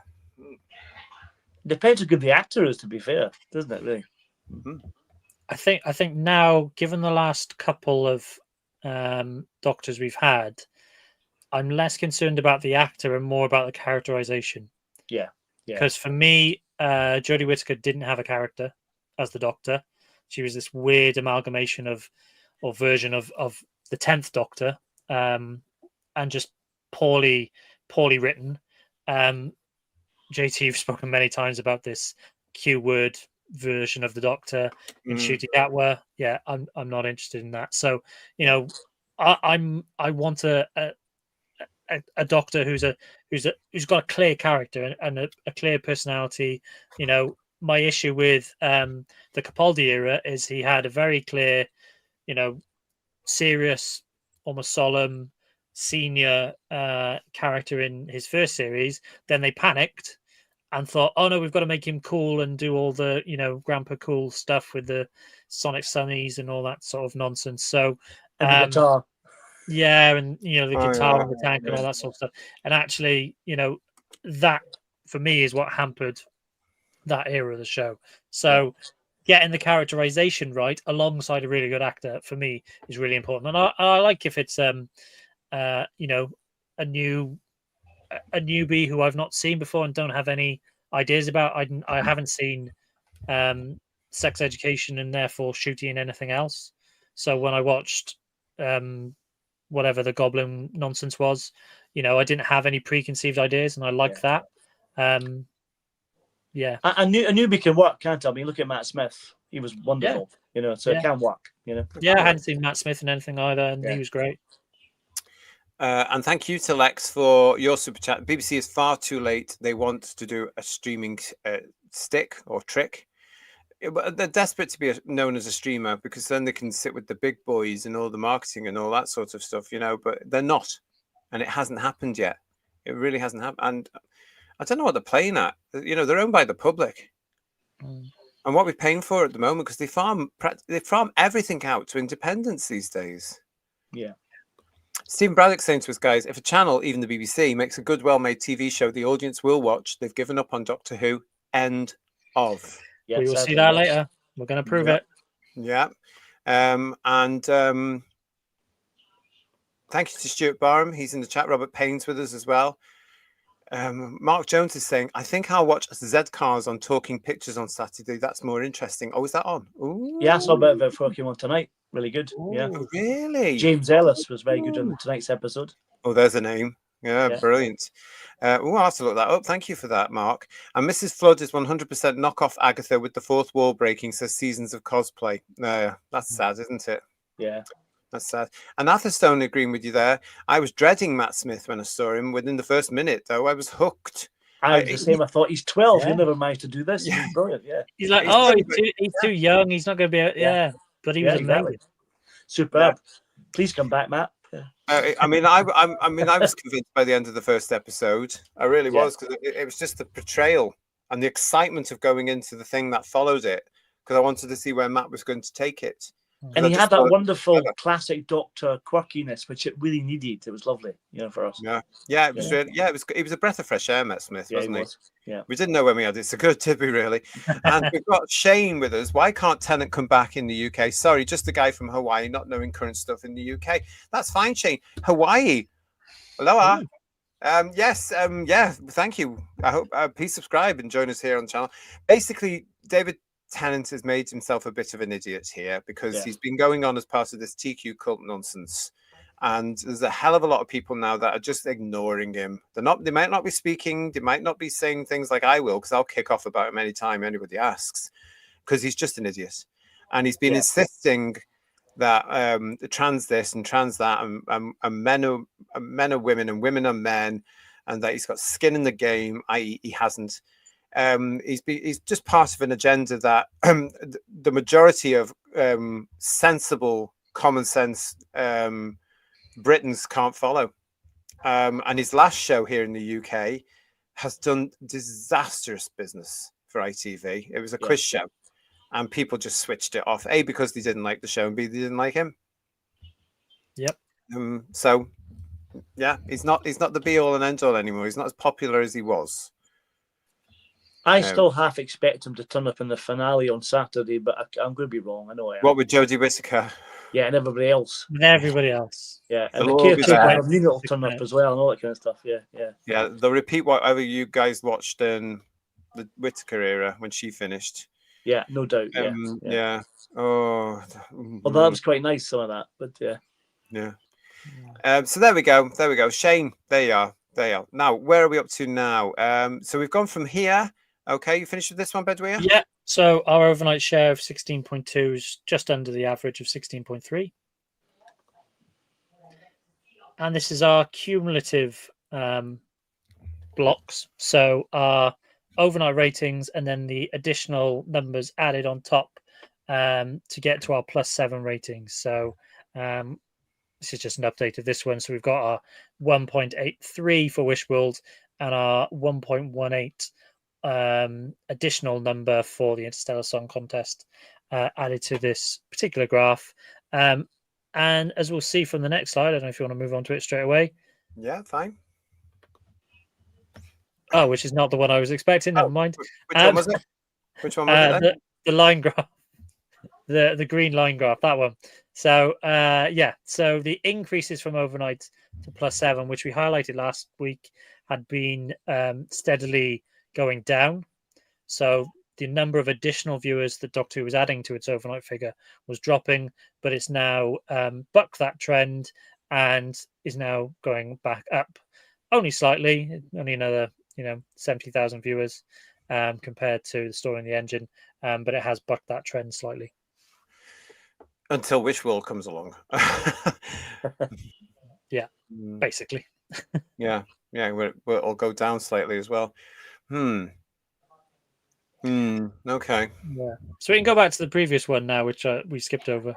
So that was that 1.18, slightly up on the story in the engine, but it's still less viewers added than the previous, the 4 episodes at the start of the series. So again, it just goes to demonstrate that if people aren't tuning in to watch Doctor Who, fewer and fewer people are making the effort to find it over the course of 7 days. Wow. There's definitely a real pattern to it, isn't there? And that blip of the song contest with the overnight's been quite high. It's given it that boost, hasn't it? But there's a definite pattern that's dropping, isn't it? Well, do you know what this is going to make me say, don't you, Paul? Mm-hmm. Prove to me that that's the public watching this. Because I don't think it is. I think it's the fans that will go and watch it again and again and again in the first day, basically. And then watch it again a few times in the week until the next one comes on. Then they get bored with that and then they watch the next one again. Can you imagine how many times they've watched Wishworld just to try and make sense of the bloody thing? Yeah. They must be on their 20th or 30th viewing now and still probably haven't got a clue what's going on. I was going to say, maybe they could explain to me now what was all about, because after 30 times they must know, surely. Really? Come on. Really? On that script? No. This is, I mean, Who Views, what do you think? I've often said this modern reiteration of Doctor Who will not be able to be watched in 10 years. 15 years, 20 years, 50 years, like the original series will be, because it's just inane. Yeah. Well, I mean, it's so dated because, Russell likes to reference stuff of the now, whether it's, Peggy Mitchell in EastEnders in, was it Army of Ghosts, referencing Bridgerton. Bridgerton's not going to last very many more series, and fewer people are going to know what that's about. All this sort of stuff is just... it's going to date so much quicker than everything from 63 to 89 did or has done. Yeah. Because they went about it, even when you look at the Peladon stories and they're, talking about membership of the EU, how ironic. Yeah. That's done in the context of another planet. So, they're telling current stories, but in a way that's not so blatantly obvious. And so we can watch it now, where we are in 2025, and still enjoy a story that's got Ice Warriors in it. Yeah, exactly. And it's entertaining as well, which is lovely, But haven't we got, we've still got the fact that Doctor goes back into EastEnders this weekend, isn't it? Which is what made me think that the dimensions and time thing is going to come through if he's trying to get through the Rani's timeline or something. Because we saw those clips, didn't we? Of the Doctor in costume and Belinda in a costume in EastEnders. Now, do you think that's part of the episode, or do you think they were just something else? I thought they were just promotional material, to be honest. Right. But it is suggesting that it could be like the Truman Show type of thing, isn't it? That it could be something as a show within a show, that kind of meta thing they're trying to do. But even then, it's so contrived. I think it's just not very original, is it? Yeah. Pluto is saying to us, aren't they promising more changes to the show's lore? Yes, RTD has threatened that over the last couple of weeks, coming up in the next episode. Yeah. So brace yourselves, everybody. John Mason saying to us, maybe the last episode is where all the money went. Can't tell, though, can you? Because the last episode will continue from what's gone on in the first one. And as I was saying to Paul before we came on tonight, it just looks like the Doctor Who they were producing 20 years ago to me. There's nothing that makes it look, if you're a Notwe and you tuned into Doctor Who, right now, you're not going to say, oh, this thing's cost them millions. Yeah. I don't know. It's sad state of affairs actually here. Pay for all the cameos. Yeah. Oh, no doubt. Yeah, possibly. That's a good one. Yeah. All those pictures of previous doctors and stuff whose prices may have gone up. Quite rightly too, I say. And Pluto's also saying to us, have you seen the alleged leaked image of the new Omega design? God, I hope it isn't real. We're going to be talking about that on Friday, because yes, we have. Bit crabby. But yeah, we're going to be talking about that one. If we have to. Right, where are we up to now? Are we going to this one now? Yes, so this is the one we skipped. So this is where the Interstellar Song Contest sits in our +7 ratings chart since 2005. So the story and the engine earlier in this series run at the bottom at 2.7, Lucky Day, Lux, The Well, bottom 4. And the Interstellar Song Contest is only 12th, so it's still under what the Devil's Chord managed, Space Babies, and 73 Yards. So, it's the highest rated episode of this particular series, but it's underperforming compared to last year. So can't say it's a massive success. Yeah. No. It's not saying much when Space Babies is doing better than it, That's true. Yeah, that's true. So Empire Death 3.69, last year's season end. I wonder.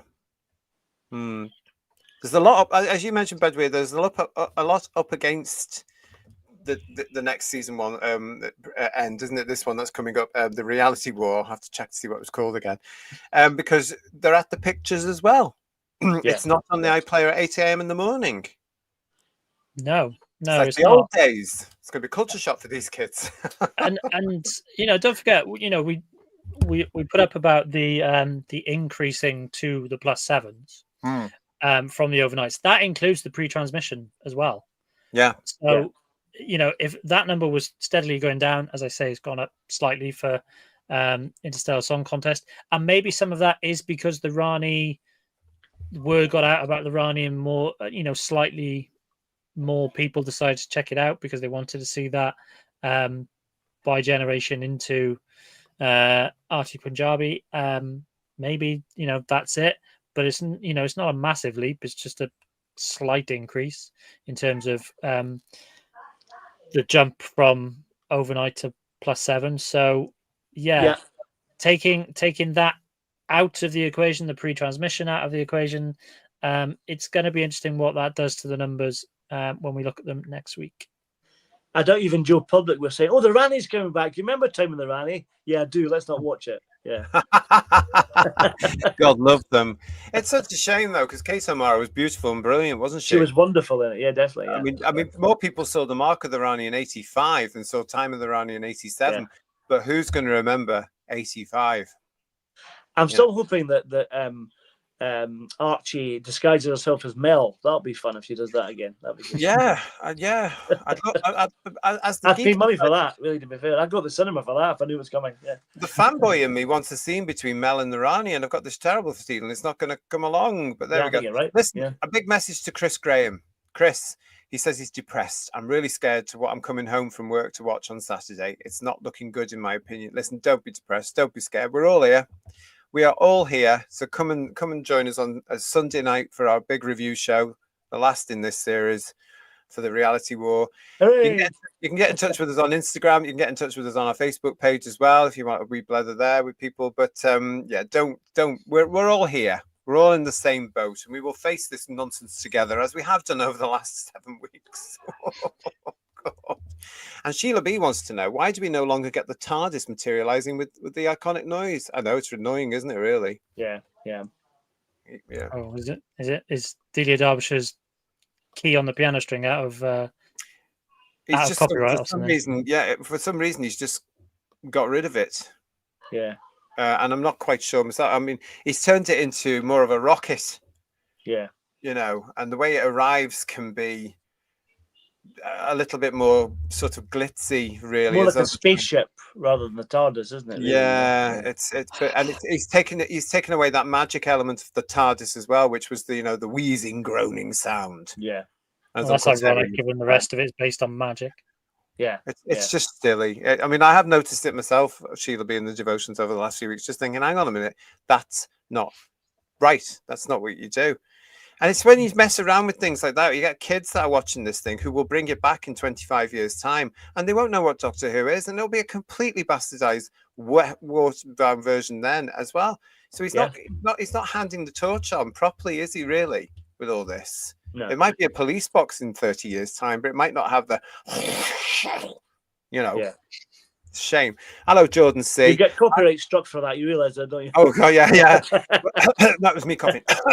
I'm thinking the energy of this thing that's causing the bi-generation is wrong, like a disease. Methinks the Doctor or the new Rani can't regenerate and stay as they are while the originals go on. That bi-generation, Jordan, it gives me such a headache. I have actually took the time in 23 to think about it when we first saw it. Gave up because I thought this is nonsense. Don't get me started on it because the logic is crazy. It doesn't make any sense. Yeah. In all the confusion we've got here going on and all this, the Clive calculator is saying, "Bring back triangle." I'm surprised they haven't. I'm really it's only a matter of time, isn't it? Let's be honest. I remember Mark of the Rani. Kate was wonderful, played every moment like she believed it, says Grizz. Absolutely. And Stephen Braddock saying, I think we all need a big group hug on Sunday. That's what we're going to be doing. We're all going to be here to do that. Everybody, come and join us. Don't forget. And what's this from G35? We all need a Who's Views medal for sticking with it and surviving this Disney drivel. Yes, you do. Yes, you do. Right, where are we up to now? Oh, it's time. It's pie time. Pie. I like about pie. Here we go. So you know how everyone was jumping up and down last week and celebrating the massive overnight number that the Interstellar Song Contest achieved, and suddenly overnights did matter. Well, this goes to prove once again that they matter quite a lot. So of the +7 day rating, 68% of that is made up of the overnight figure. So yeah, all this talk, as we've said over and over again, it's borne out in all of the charts that you can see underneath. The overnight figure is crucial because it takes up the majority of our +7 consolidated figure every week. And the Interstellar Song Contest, it's a big chunk. It's over 2/3 of it. So yeah, overnights do matter, people. Yeah. And there's the slide to prove it, everyone. And let me just remind you as well that all this information is garnered from the sources, these sources by Bedweer and put together and then illustrated brilliantly, I think, as well. So that it's nice and easy to read and very understandable. So if anybody's coming along and doesn't understand that when we actually say the consolidated do matter, well, I don't understand you. I don't understand why you would deny that. It would just be rose-colored glasses as far as I was concerned. Yeah. So for all the arguments that we've had all the time about no one watches on live TV, no one watches on transmission, everyone's watching on the iPlayer, it is not borne out by these facts and these numbers. It just isn't. And Interstellar Song Contest is a massive chunk. You know, some of them have been fairly close. There was only one episode last year, Boom, I think it was, where the percentage was slightly in favor of iPlayer, catch up, etc. But there was something wrong with last year, wasn't it? Wasn't it? Oh, I can't remember. Didn't something happen in the series which pushed people to the iPlayer more? Am I wrong? Am I making that up? Go on, carry on. I remember. It was only the one episode, and you know, a lot of the conversation about Doctor Who is how many people it drives to the iPlayer.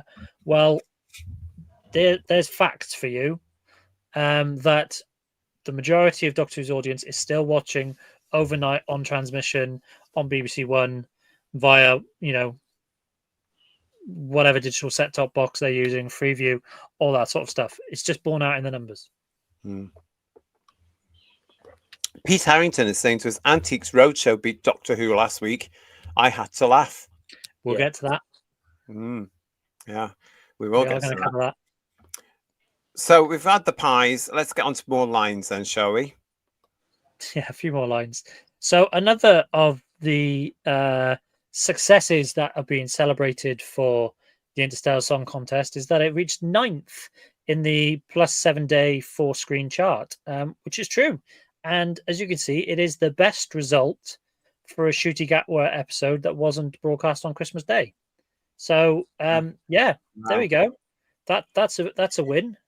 So take that and run with it. But you can see how don't run very far with it though.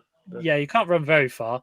But then, you know, if we look at the averages for last series, it was averaging at about 15th, 16th.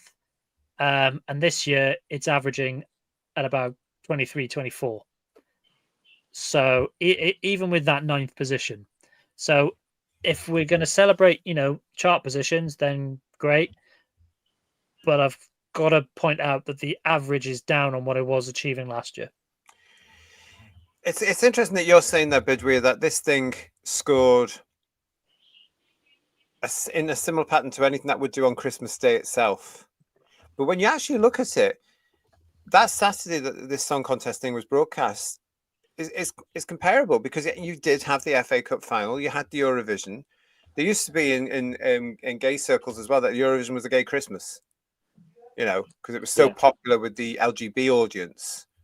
I'm sure it still might be now, but of course that's all gone into other areas. But on Christmas Day, you have good shows around the Doctor as well, and he's very important. Well, he was very important in that mix. Of course, he's not these days. So it's interesting that you're saying that. I can see that being a really good explanation there. It was a big day. It was a good day for the BBC. Mm. Oh yeah, definitely. God, they need it. Yeah. So I mean, 9th in this particular chart, outperformed, Space Babies, and is a long way ahead of all the episodes we've had this year.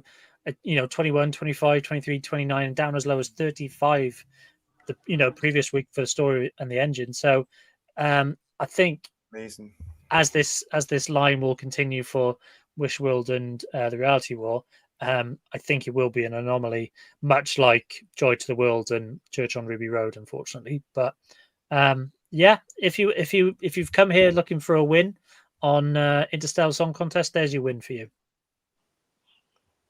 9th. Yeah. 9th. And helped by the fact that people watched, allegedly, on the night. I'm still convinced that televisions were left on. I mean, I don't know anybody that watched it. And that's just me, I know. So this huge increase, I just find it very strange. And then it goes down the week after for Wishworld. And based on Wishworld, it has to go down again. It really does. You'd like to think, yeah.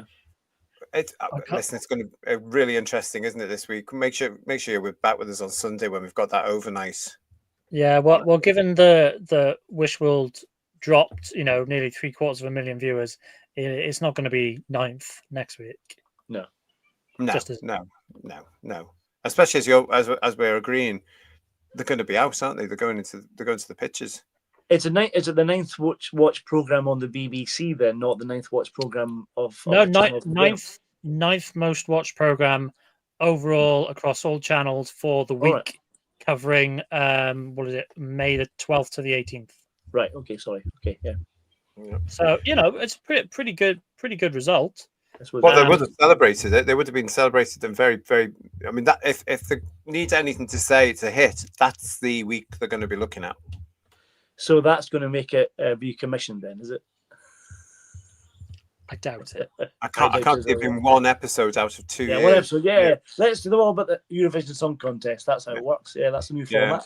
Yeah.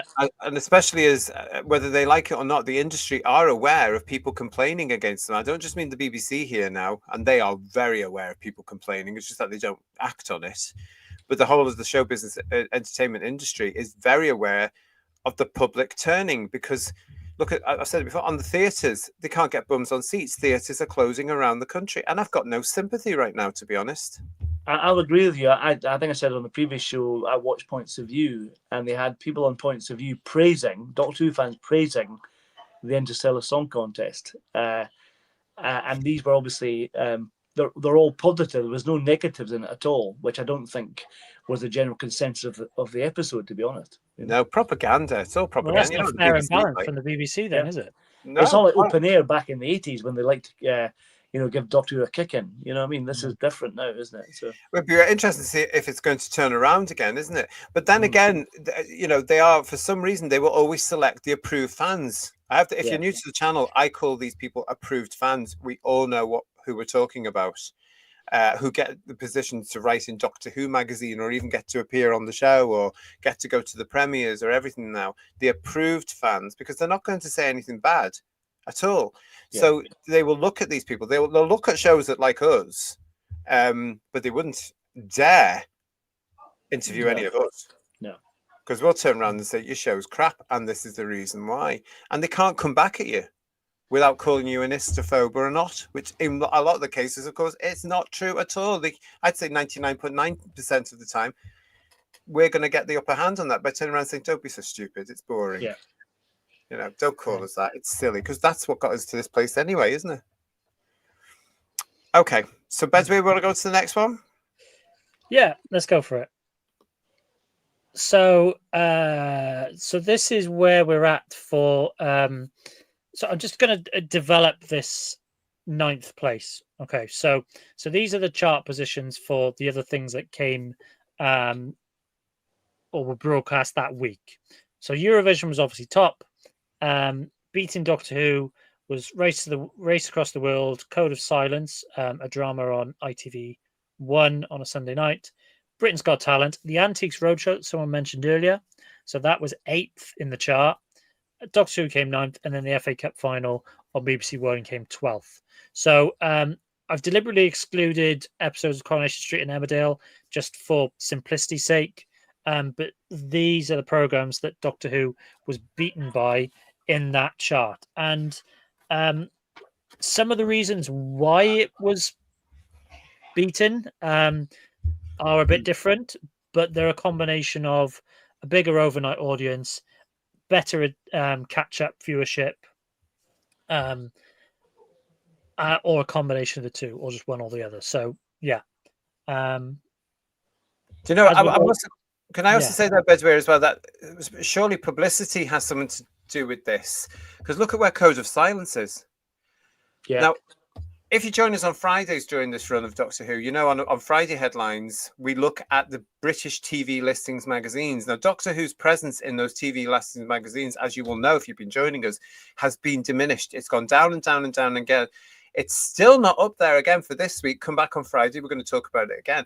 But Code of Silence, Bedway, was everywhere. It was in every single one of them. It had a couple of covers, I noticed, as I'm looking through this stuff. It had good write-ups, and it was the lady that was in the well. I was going to say that, yeah. Rose Ayling-Ellis, yeah. That's her name, thank you. And I you say, usually people would be interested enough to say, oh, that person was in Doctor Who. I'll go to watch her in that other show, or him in that other show, or vice versa. Yeah, that hasn't happened this time, because she was in the well, which a lot of fans are saying is possibly the best one of this year. And she was really good in it as well. Yeah, and she was brilliant in it. Yeah, and yet she's had a massive hit, as you've proved there, Bedway, with the Code of Silence, which is how many episodes? Is it 6? Not sure, but it's a series. You know, there's a few episodes there, and it's had coverage every week. Yeah, I don't watch a lot on ITV, so it's a new show on me. I don't know it at all. But I think I was aware that it was a new drama with Rose Ayling-Ellis in. Yeah. So apparently she's very good in it. My mother's been watching it. Yeah. She said it's very good. I don't watch it, but a lot of people are. Yeah. So those are the programs that beat Doctor Who on the sort of 4-screen chart, with Doctor Who in 9th. But you can see that there are other things that people do want to watch, and Code of Silence, as you say, JT, is really interesting. It's a drama that people were engaged in, and as we'll prove shortly, did really well over 7 days on catch-up. Yeah. Just Jordan's pointing out to us that it was 6 episodes. Thanks for that, lovely. It's a hit. I hear people talking about it around me, saying, "Did you see this bit?" To the point where I'm thinking, I'll get a copy and look at this, because apparently she's brilliant. A mate of mine was saying, yes, she's really good. And that's PTA the thing. The Well was brilliant. Yeah, you loved that one, didn't you, PTA? You really liked The Well. Yeah, good for you. But like you're saying, there's no word of mouth for Doctor Who. People aren't saying, go and watch that. That was really good. No. I enjoyed last night. Yeah. I mean, one of the great things about the fact was word of mouth from the public was always massive, even for Doctor Who when it came back in 2000. Oh, have you seen Doctor Who? Oh, have you seen Doctor? You know, and for me, I remember being quite proud of it at the time because people come and say, "Have you seen Justin's show? You know, have you seen that one? Oh, he loves this. Have you seen that?" Yeah, it doesn't happen anymore, and I tend to shrink if anybody mentions it now. Yeah. Let's just have a quick look at the chat. How much, says John Mason, did these shows cost compared to Doctor Who? Well, Antiques Roadshow, far less. Oh God, about 20p, isn't it? Yeah. I'd love to see Antiques Roadshow, you know, sponsored by Disney. What could they do on that show? I'm telling you, honestly. Yeah. It'd be these bring Arthur Negus back from the dead, probably. Oh, bless him. So yeah. Oh, bless him. There's a name. Yeah, it'd be antique Mickey Mouses and Donald Ducks from the 50s or the 40s or something, wouldn't it? But you're right about that, John Mason. Great question. Jason Parker saying, you are right about the false praising by cowards desperate to be in with the current crowd. They are all sycophantic. It's okay. In years to come, they will pretend they didn't. We have the receipts. Yeah. I've got no malice against them. I just think, you know, I think at the moment they're praising very sloppy, lazy television. And part of me thinks it's because that's all they're getting fed all the time. And they're growing up with very sloppy, lazy, reality-based crap. You know, it's sad, I think. What else we got? All hands on deck. They are the ones doing the demonizing of a particular race and the cultural ethnic cleansing of their people group. It's projection. That's the good word. Derek Hart is saying, big completion on Saturday night is the Britain's Got Talent final as well. So it's going to clash and surprise that non-TV magazines feature a full front page cover for the final. Yet more of that on Friday. No front pages. Well, actually, no, there was one. There was one. And it was awful. More of that on Friday, Derek and everybody. But yeah, I've forgotten. Britain's Got Talent is live this week, isn't it, with the final? That's going to do some damage, isn't it? Yeah. Yeah, so the Britain's Got Talent episode that's in that chart was a Sunday night episode, so it wasn't directly opposite Doctor Who, Eurovision, etc. ITV were relatively smart and put it on Sunday instead. Peter Harrington is saying there's been no ads for this last episode of Doctor Who yet, or have I missed them? Well, I couldn't tell you because I don't watch the BBC. Guys, have you seen anything? Not really, not at all. No, I saw on YouTube the trailer, the preview trailer, but I've not seen anything on telly yet. No. No, I don't think I've watched any BBC this week, to be honest. I think they've just given up. I think there's just no one's going to watch it. Just get rid of it. You know. Yeah, whatever. We'll see. They should have put an iPlayer, like we said. You know. Yeah.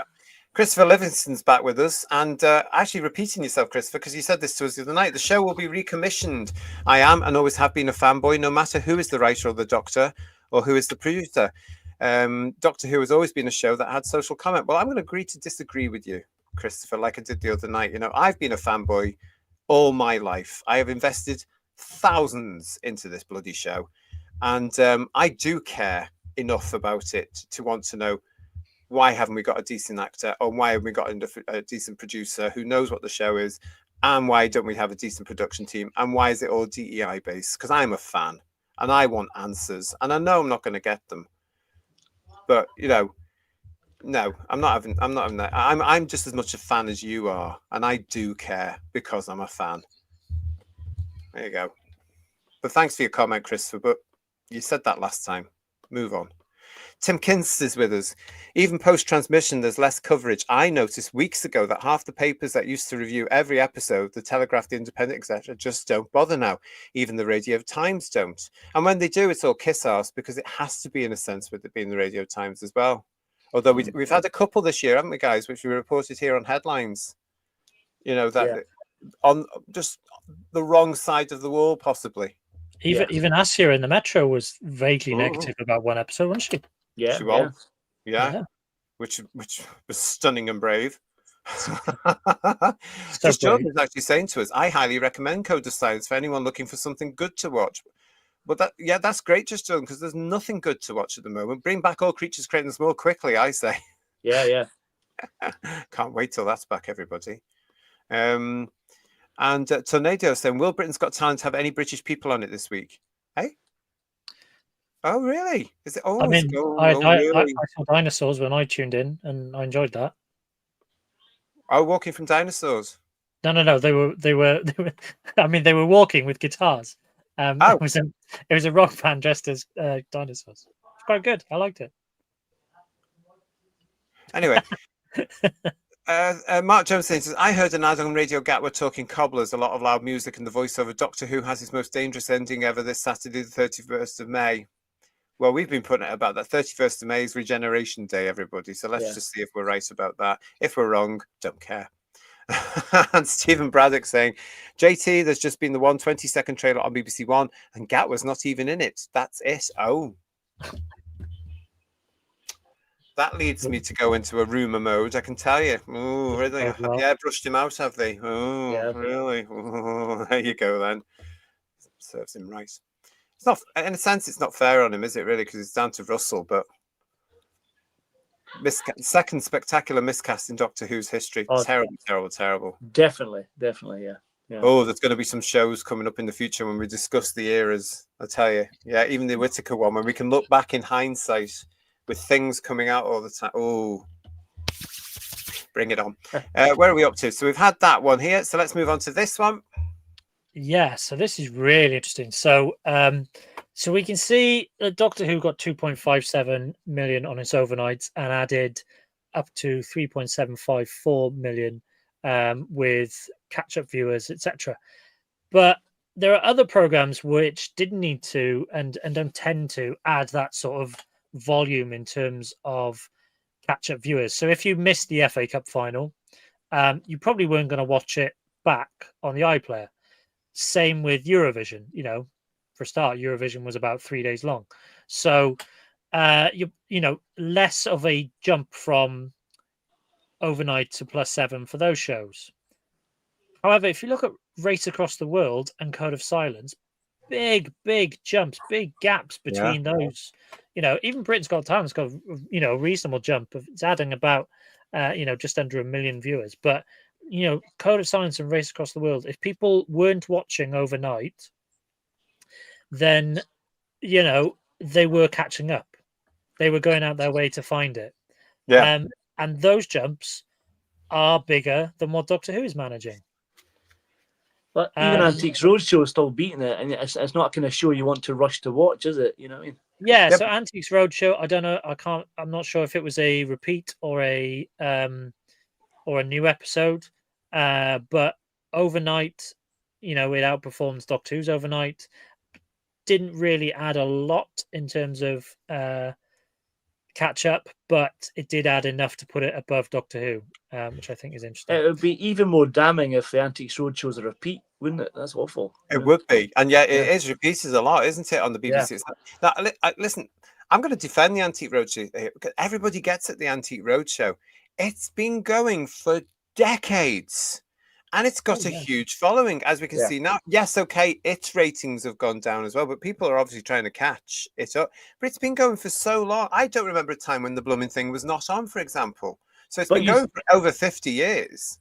But you think a drama would do better than a kind of a light entertainment show? You know what I mean? Generally. But it shows you, what I'm trying to tell you is that it shows you that when you've got a show that's in, I mean, it was the same for Last of the Summer Wine. It was there, so it built up an audience over that, and that audience was loyal, and it was being passed down. It's part of the BBC's heritage. It's being passed down. I mean, I remember it being very cozy on a Sunday night when we were getting either over the Muppets or ready for the Muppets or something like that, and it just needs to be cozy. You mentioned Arthur Negus before. Yeah. Oh, see what I mean? Bless him. Oh, bless him. It was so good, and then he would crop up on Blue Peter or the Hugh Scully. Remember Hugh Scully as well? Scully, God love him. They're all on YouTube as well. I've seen some of them. Yeah. But it just shows you that, you know, Doctor Who is in the same sort of, yes, it's a drama, but it's a heritage show. Yeah.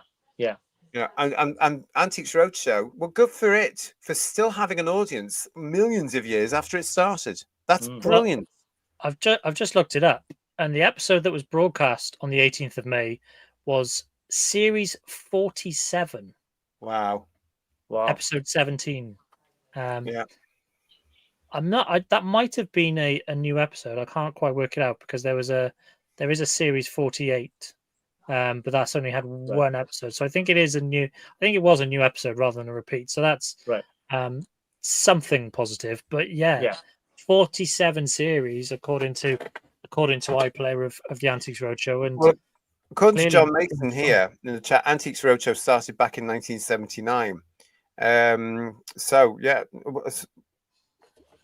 So there must have been a time when I don't remember it, but I thought it was going for a lot longer than that. But then again, when I'm 9 years old, there you go. Yeah. Geeks Assembled. I bet the new young fans that RTD wanted to bring into the Hooniverse ain't watching or even talking about the show. Nobody came in with this brand new launch, did they, guys? No, they're all watching Antiques Roadshow, aren't they? That's it. So. Yeah. Yeah. Probably, yeah. But there we go. So that one's there. So wow, look at all those, everybody. So another thing I wanted to point out here, the FA Cup final. Yeah. You can see how more people favoured watching it on the BBC than on ITV. Yeah. Which is quite fun. The reason we don't have a +7 for the FA Cup final coverage on ITV1 is because it didn't chart. So I don't have a +7 number for that. But you can see that given the minimal increase on the BBC coverage, it was probably not going to be much more than the 1.15 million it got on overnight. So that's why it didn't chart. But you can see why the BBC is still favoured for some things, such as sports coverage. Traditional stuff. Yeah, because the BBC tends to be the one that people go to for the royals as well. If there's a royal event, if there's something to do with an announcement from the Prime Minister or something, they still do quite well in that. Why? I've no idea. Probably because they've got it down pat and the quality's better and they get the prime position, don't they? Bang, we're right in the middle, Yeah. So Doctor Who outperforms the FA Cup final on the BBC One over 7 days because it had a better additional viewing over catch-up than the FA Cup final did, even though the FA Cup final got more on the overnight. So you can see how these things kind of work. So there are certain things that people want to watch live, certain programs that people will make the effort to catch up with. Doctor Who's kind of sitting in the middle. It's not doing as well as other shows, as we've proved. Race Across the World, Code of Silence, but it is getting a decent jump when compared to Antiques Roadshow, sports coverage, etc. Well, let's move into this one then. So this is a visualization of those increases from overnight to +7. Doctor Who's kind of in the middle, but you can see that Code of Silence added 2.189 million viewers to get to its +7 number. So via catch up ITVX, recording and watching within 7 days. And then Race Across the World was even better. So 2.785 million, that, I mean, you put that in context, that 2.785 million additional viewership is more than the Interstellar Song Contest got on its overnights. So yeah, there are certain programs where people are being drawn to and are making sure they don't miss out. Doctor Who isn't performing as strongly as others, but the things, as I mentioned, Antiques Roadshow, FA Cup final, Eurovision, fairly minimal increases to get to their +7s. So all interesting stuff. What's this one? So this is our overnight share. So again, we talked earlier in this episode where mentioned Match of the Day and how that had quite a large percentage share, despite it being a relatively small overall viewership number. And you can see where Doctor Who sits relative to that. So, people watching the FA Cup final, if you took, the 39.5% on the BBC and then the 13.5% from the FA Cup final, you've got, nearly 55% watching the football.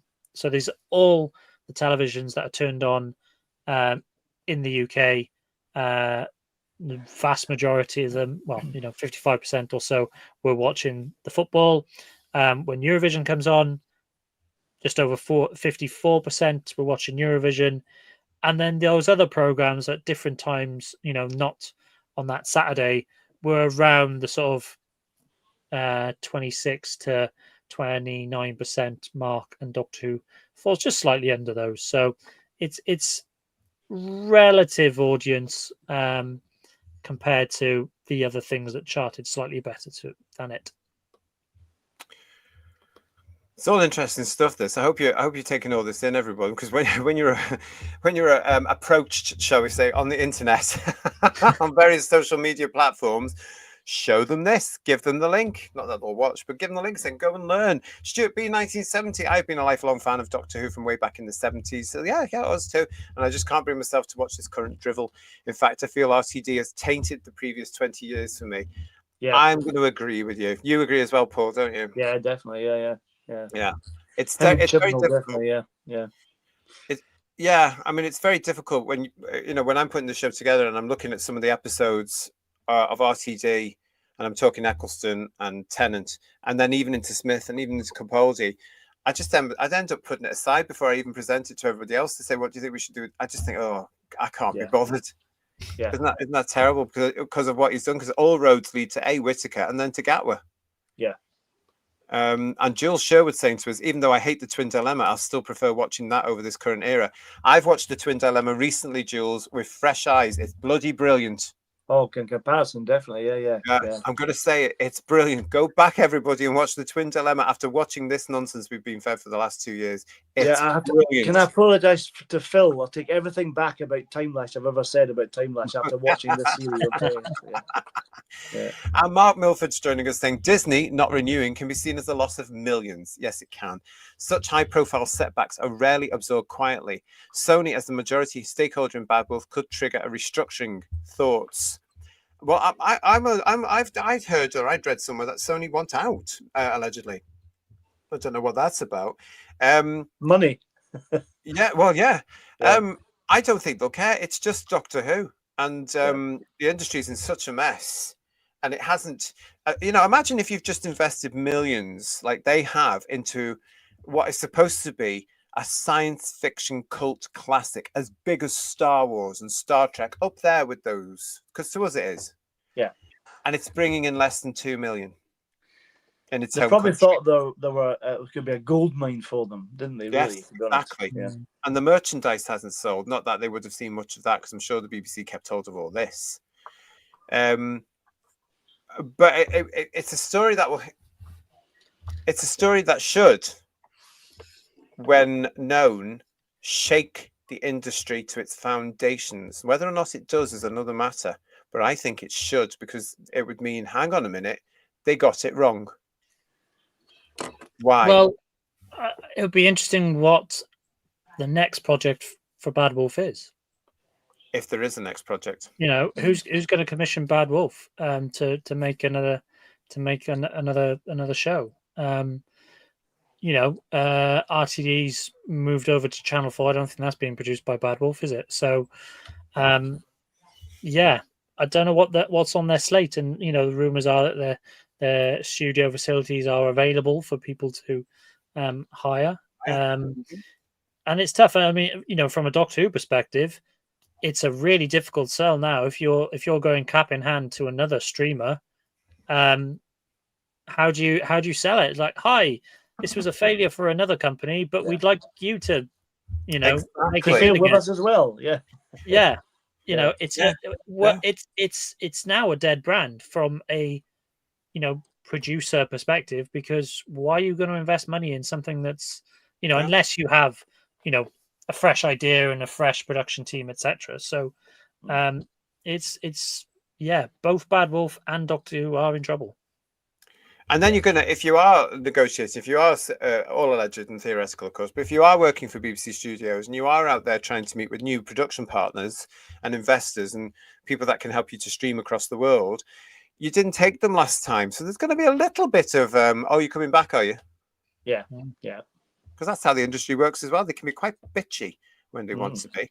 Hello to Saint194. Good to see you. And Lex, thank you for your super chat here. RTD has made an error with the Rani, just the one. She does not like her homeworld, so why would she bring it back? It's a good point. I thought of it myself when I saw that little clip saying, I can make a new Gallifrey from the Rani. Yeah, she's not patriotic, is she? Let's be honest. She's not the master. And he seems to be writing her like the master. The Rani wouldn't. She wouldn't be moping around for years like the Doctor did with survivor guilt. She would have just gone on to the next experiment. She would have got every last Dalek carcass going and said, right, what can I do with this? Yeah. She was a scientist. A fundamental misunderstanding of a character. Who'd have thought? Yeah. Exactly. exactly. It's so easy to do, it seems. Well, it's a pattern, you know. Yeah. Toy Maker, Sutek, we've all seen them. The Doctor. For the Doctor now as well. Yeah. Right, so where were we up to? We were up to this one here. Let's go on to this one then, Bidwea. Yes, so this is a popular chart of ours. So this is comparing our +7 ratings from the modern show with the classic era of Doctor Who, because some argue that's a more favourable comparison. And we can see that the Interstellar Song Contest sits 17th, but it's in the same ballpark as Full Circle Part 2, Part 4 of Trial of a Time Lord, and what's really amuses me is that the Interstellar Song Contest was watched by fewer people over 7 days than Part 2 of Battlefield was on the night. Yay! Yeah, so there you are, Battlefield. You'll be happy about that, everybody, won't you, in the chat? I'm ecstatic about it. I have to say, it's fantastic news. Yeah. Yeah. And we've I wish still we could got push the war games further up as well. That'd be nice if we could do that. Yeah. Yeah. And we've still got our bottom 3, Story in the Engine, Lucky Day, Lux, all from this series, all performed worse over 7 days than Battlefield Part 1 did on transmission. Wow. Well, there you go. That's some good news in a sense there, isn't it, everybody? Yeah. Mark A. Wright saying to us here that production companies will think twice before entering co-production with the BBC after this travesty. Yes, they will. It's money. It's money. And Gav B is saying to us, I've just sold most of my New Who collection. A lot of people doing that now because they've lost love. They've lost. Did you have to pay them to take it away? I'm sure you probably did. Yeah. Derek Hart saying, I wonder any of the merchandise companies will renew their contract with the BBC, i.e. character options, etc. Stay with us. There's possibly some news coming up about that in the next few months. Yeah, keep an eye on this channel. Character would. Personally, I mean, they do it because they run the classic stuff as well. That could. Okay, stay with us. Let's get our facts right before we talk about it. Hashtag for justice for Battlefield, says Jules Sherwood. The same from Jason as well. Duncan the Funky Evans saying, in your face, bring it on, Battlefield Part 2. Battlefield went up over the episode run, says Mudcrap. A lot of love for Battlefield. I expect to see you all back here when we do our Battlefield review. Robert Payne, there were fewer people in the UK back when Battlefield was on too. Excellent point. Excellent point. Yeah. And John Steed is with us saying the series needs a long rest. It is the BBC that needs to change first before any progress, and then return Doctor Who as a science fiction series without agendas. Well said. I mean, just to pick up on the previous point, I would love to have the overnight share figures for 1963 to 89 because that would be fascinating. But yeah, they were all measured differently though, as well, weren't they back then? Of course. Yeah, that was more, as we were talking about earlier. That was more based on devices attached to television sets in a certain number of homes and extrapolating the figures from there. But and don't forget, 1989. That's not taking into account those who use their VCR to record it and watch it later. Yeah, exactly. That was all of us, because we were doing what the kids do now. We didn't have the iPlayer. We would record it on a VHS and then watch it constantly for days and days and days until the tape snapped. What's Porsche left to say to us? If you include the Battlefield repeat ratings in 93, it would be about 4 million now. They should be included. I mean, that's what got me hooked. Yeah. And Geeks Assembled with us. Does anyone ever demand all the DEI that RTD is shoehorning into every minute of this cadaver of a show?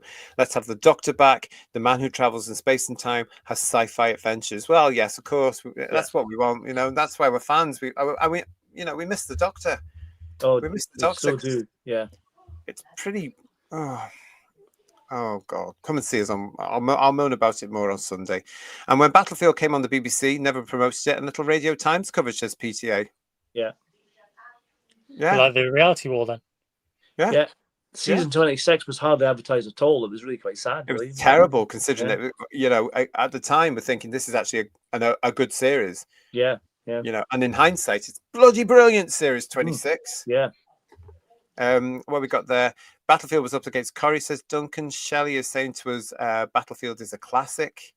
And what we got? Black saying to us, Battlefield, the uncut version. I heard it's great.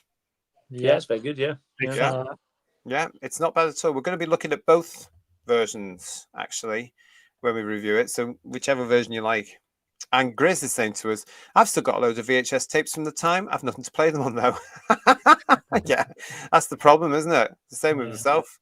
Same with yourself. Okay, so we're going to go to this one now. Yeah, so this is our finale for this episode of Who's Views. And it's, we're now in series finale territory. So I thought it'd be worth reflecting on penultimate episodes of series gone by. You can see Wishworld is below The Legend of Ruby Sunday last year. The lowest overnight for a penultimate episode of a modern series. You just look how far we've fallen from the heights of Army of Ghosts, The Stolen Earth. You can see the sort of the big gaps between the Matt Smith era from overnight to +7s and how those have narrowed, again reflecting that fewer and fewer people are catching up if they've missed it on transmission. And the only real the general trend was that a third series, if you look at David Tennant's third series, went up from the previous year. If you look at Jodie Whittaker's third series, went up from the previous year. So who knows? Maybe a third Ncuti Gatwa series might go up from where we are now. Oh no, not a third Ncuti Gatwa. So please no. Yeah. No. That, I mean, if it's under Russell, if it continues under the current production crew, if he's in it, Gatwa's in it, it's not going to go anywhere. I mean, one of the reasons people switch on is they look at this mincing ninny and they switch it off because they don't want Doctor Who to be a mincing ninny. Yeah. I mean, you've still got thousands of people in the country where if you say Doctor Who, they'll automatically turn around and say Tom Baker.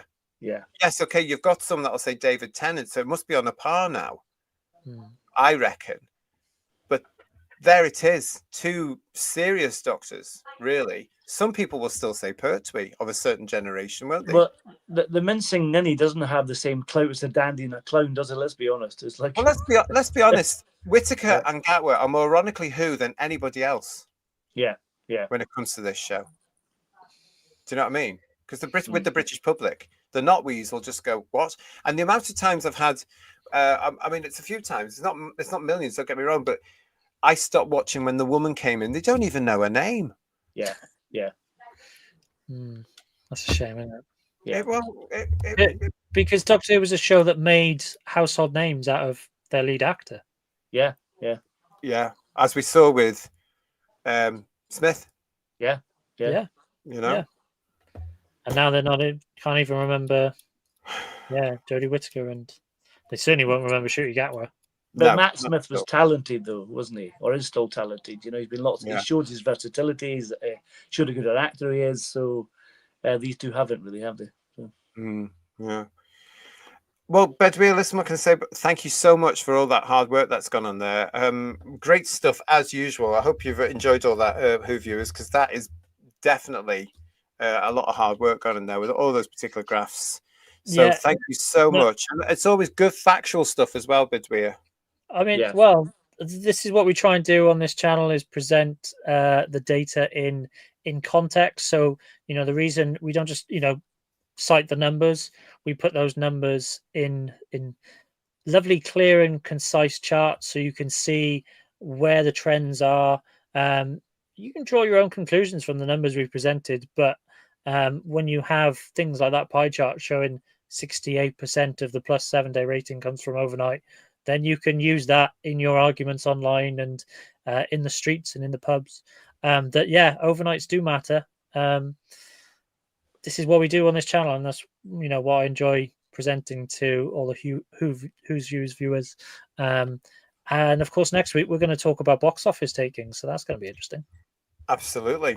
Going to be very interesting. So thank you for that. If you're new to the channel, please make sure you've subscribed to the channel. Give us a like as well. If you have been with us for a while, please make sure that you are still subscribed to the channel. Great show tonight, everybody. Really enjoyed that. We're going to be back with headlines on Friday night as we take a look towards Saturday's experience. That's stretching it a bit, isn't it? Yeah. Yeah. The reality war is on the way. Bit of a hypocritical title, considering none of them know what reality is. To Paul, thank you so much for coming on. Bedweir, again, thank you for coming on. Thank you for all the hard work in that. Share the links, everybody, with this show. Let's get the truth out there. And Bedweir's data is fabulous. It's fabulous, and it all makes sense, and it adds up. So get it out there, everybody. We will see you again very shortly. For tonight, thank you so much for joining us. Been a great show. Thank you for all your comments. And yeah, we'll see you very soon. Ta-ra, everybody. See you soon. Bye-bye. Good night, everyone. Bye-bye. Bye, everyone. Bye. Good night. Bye.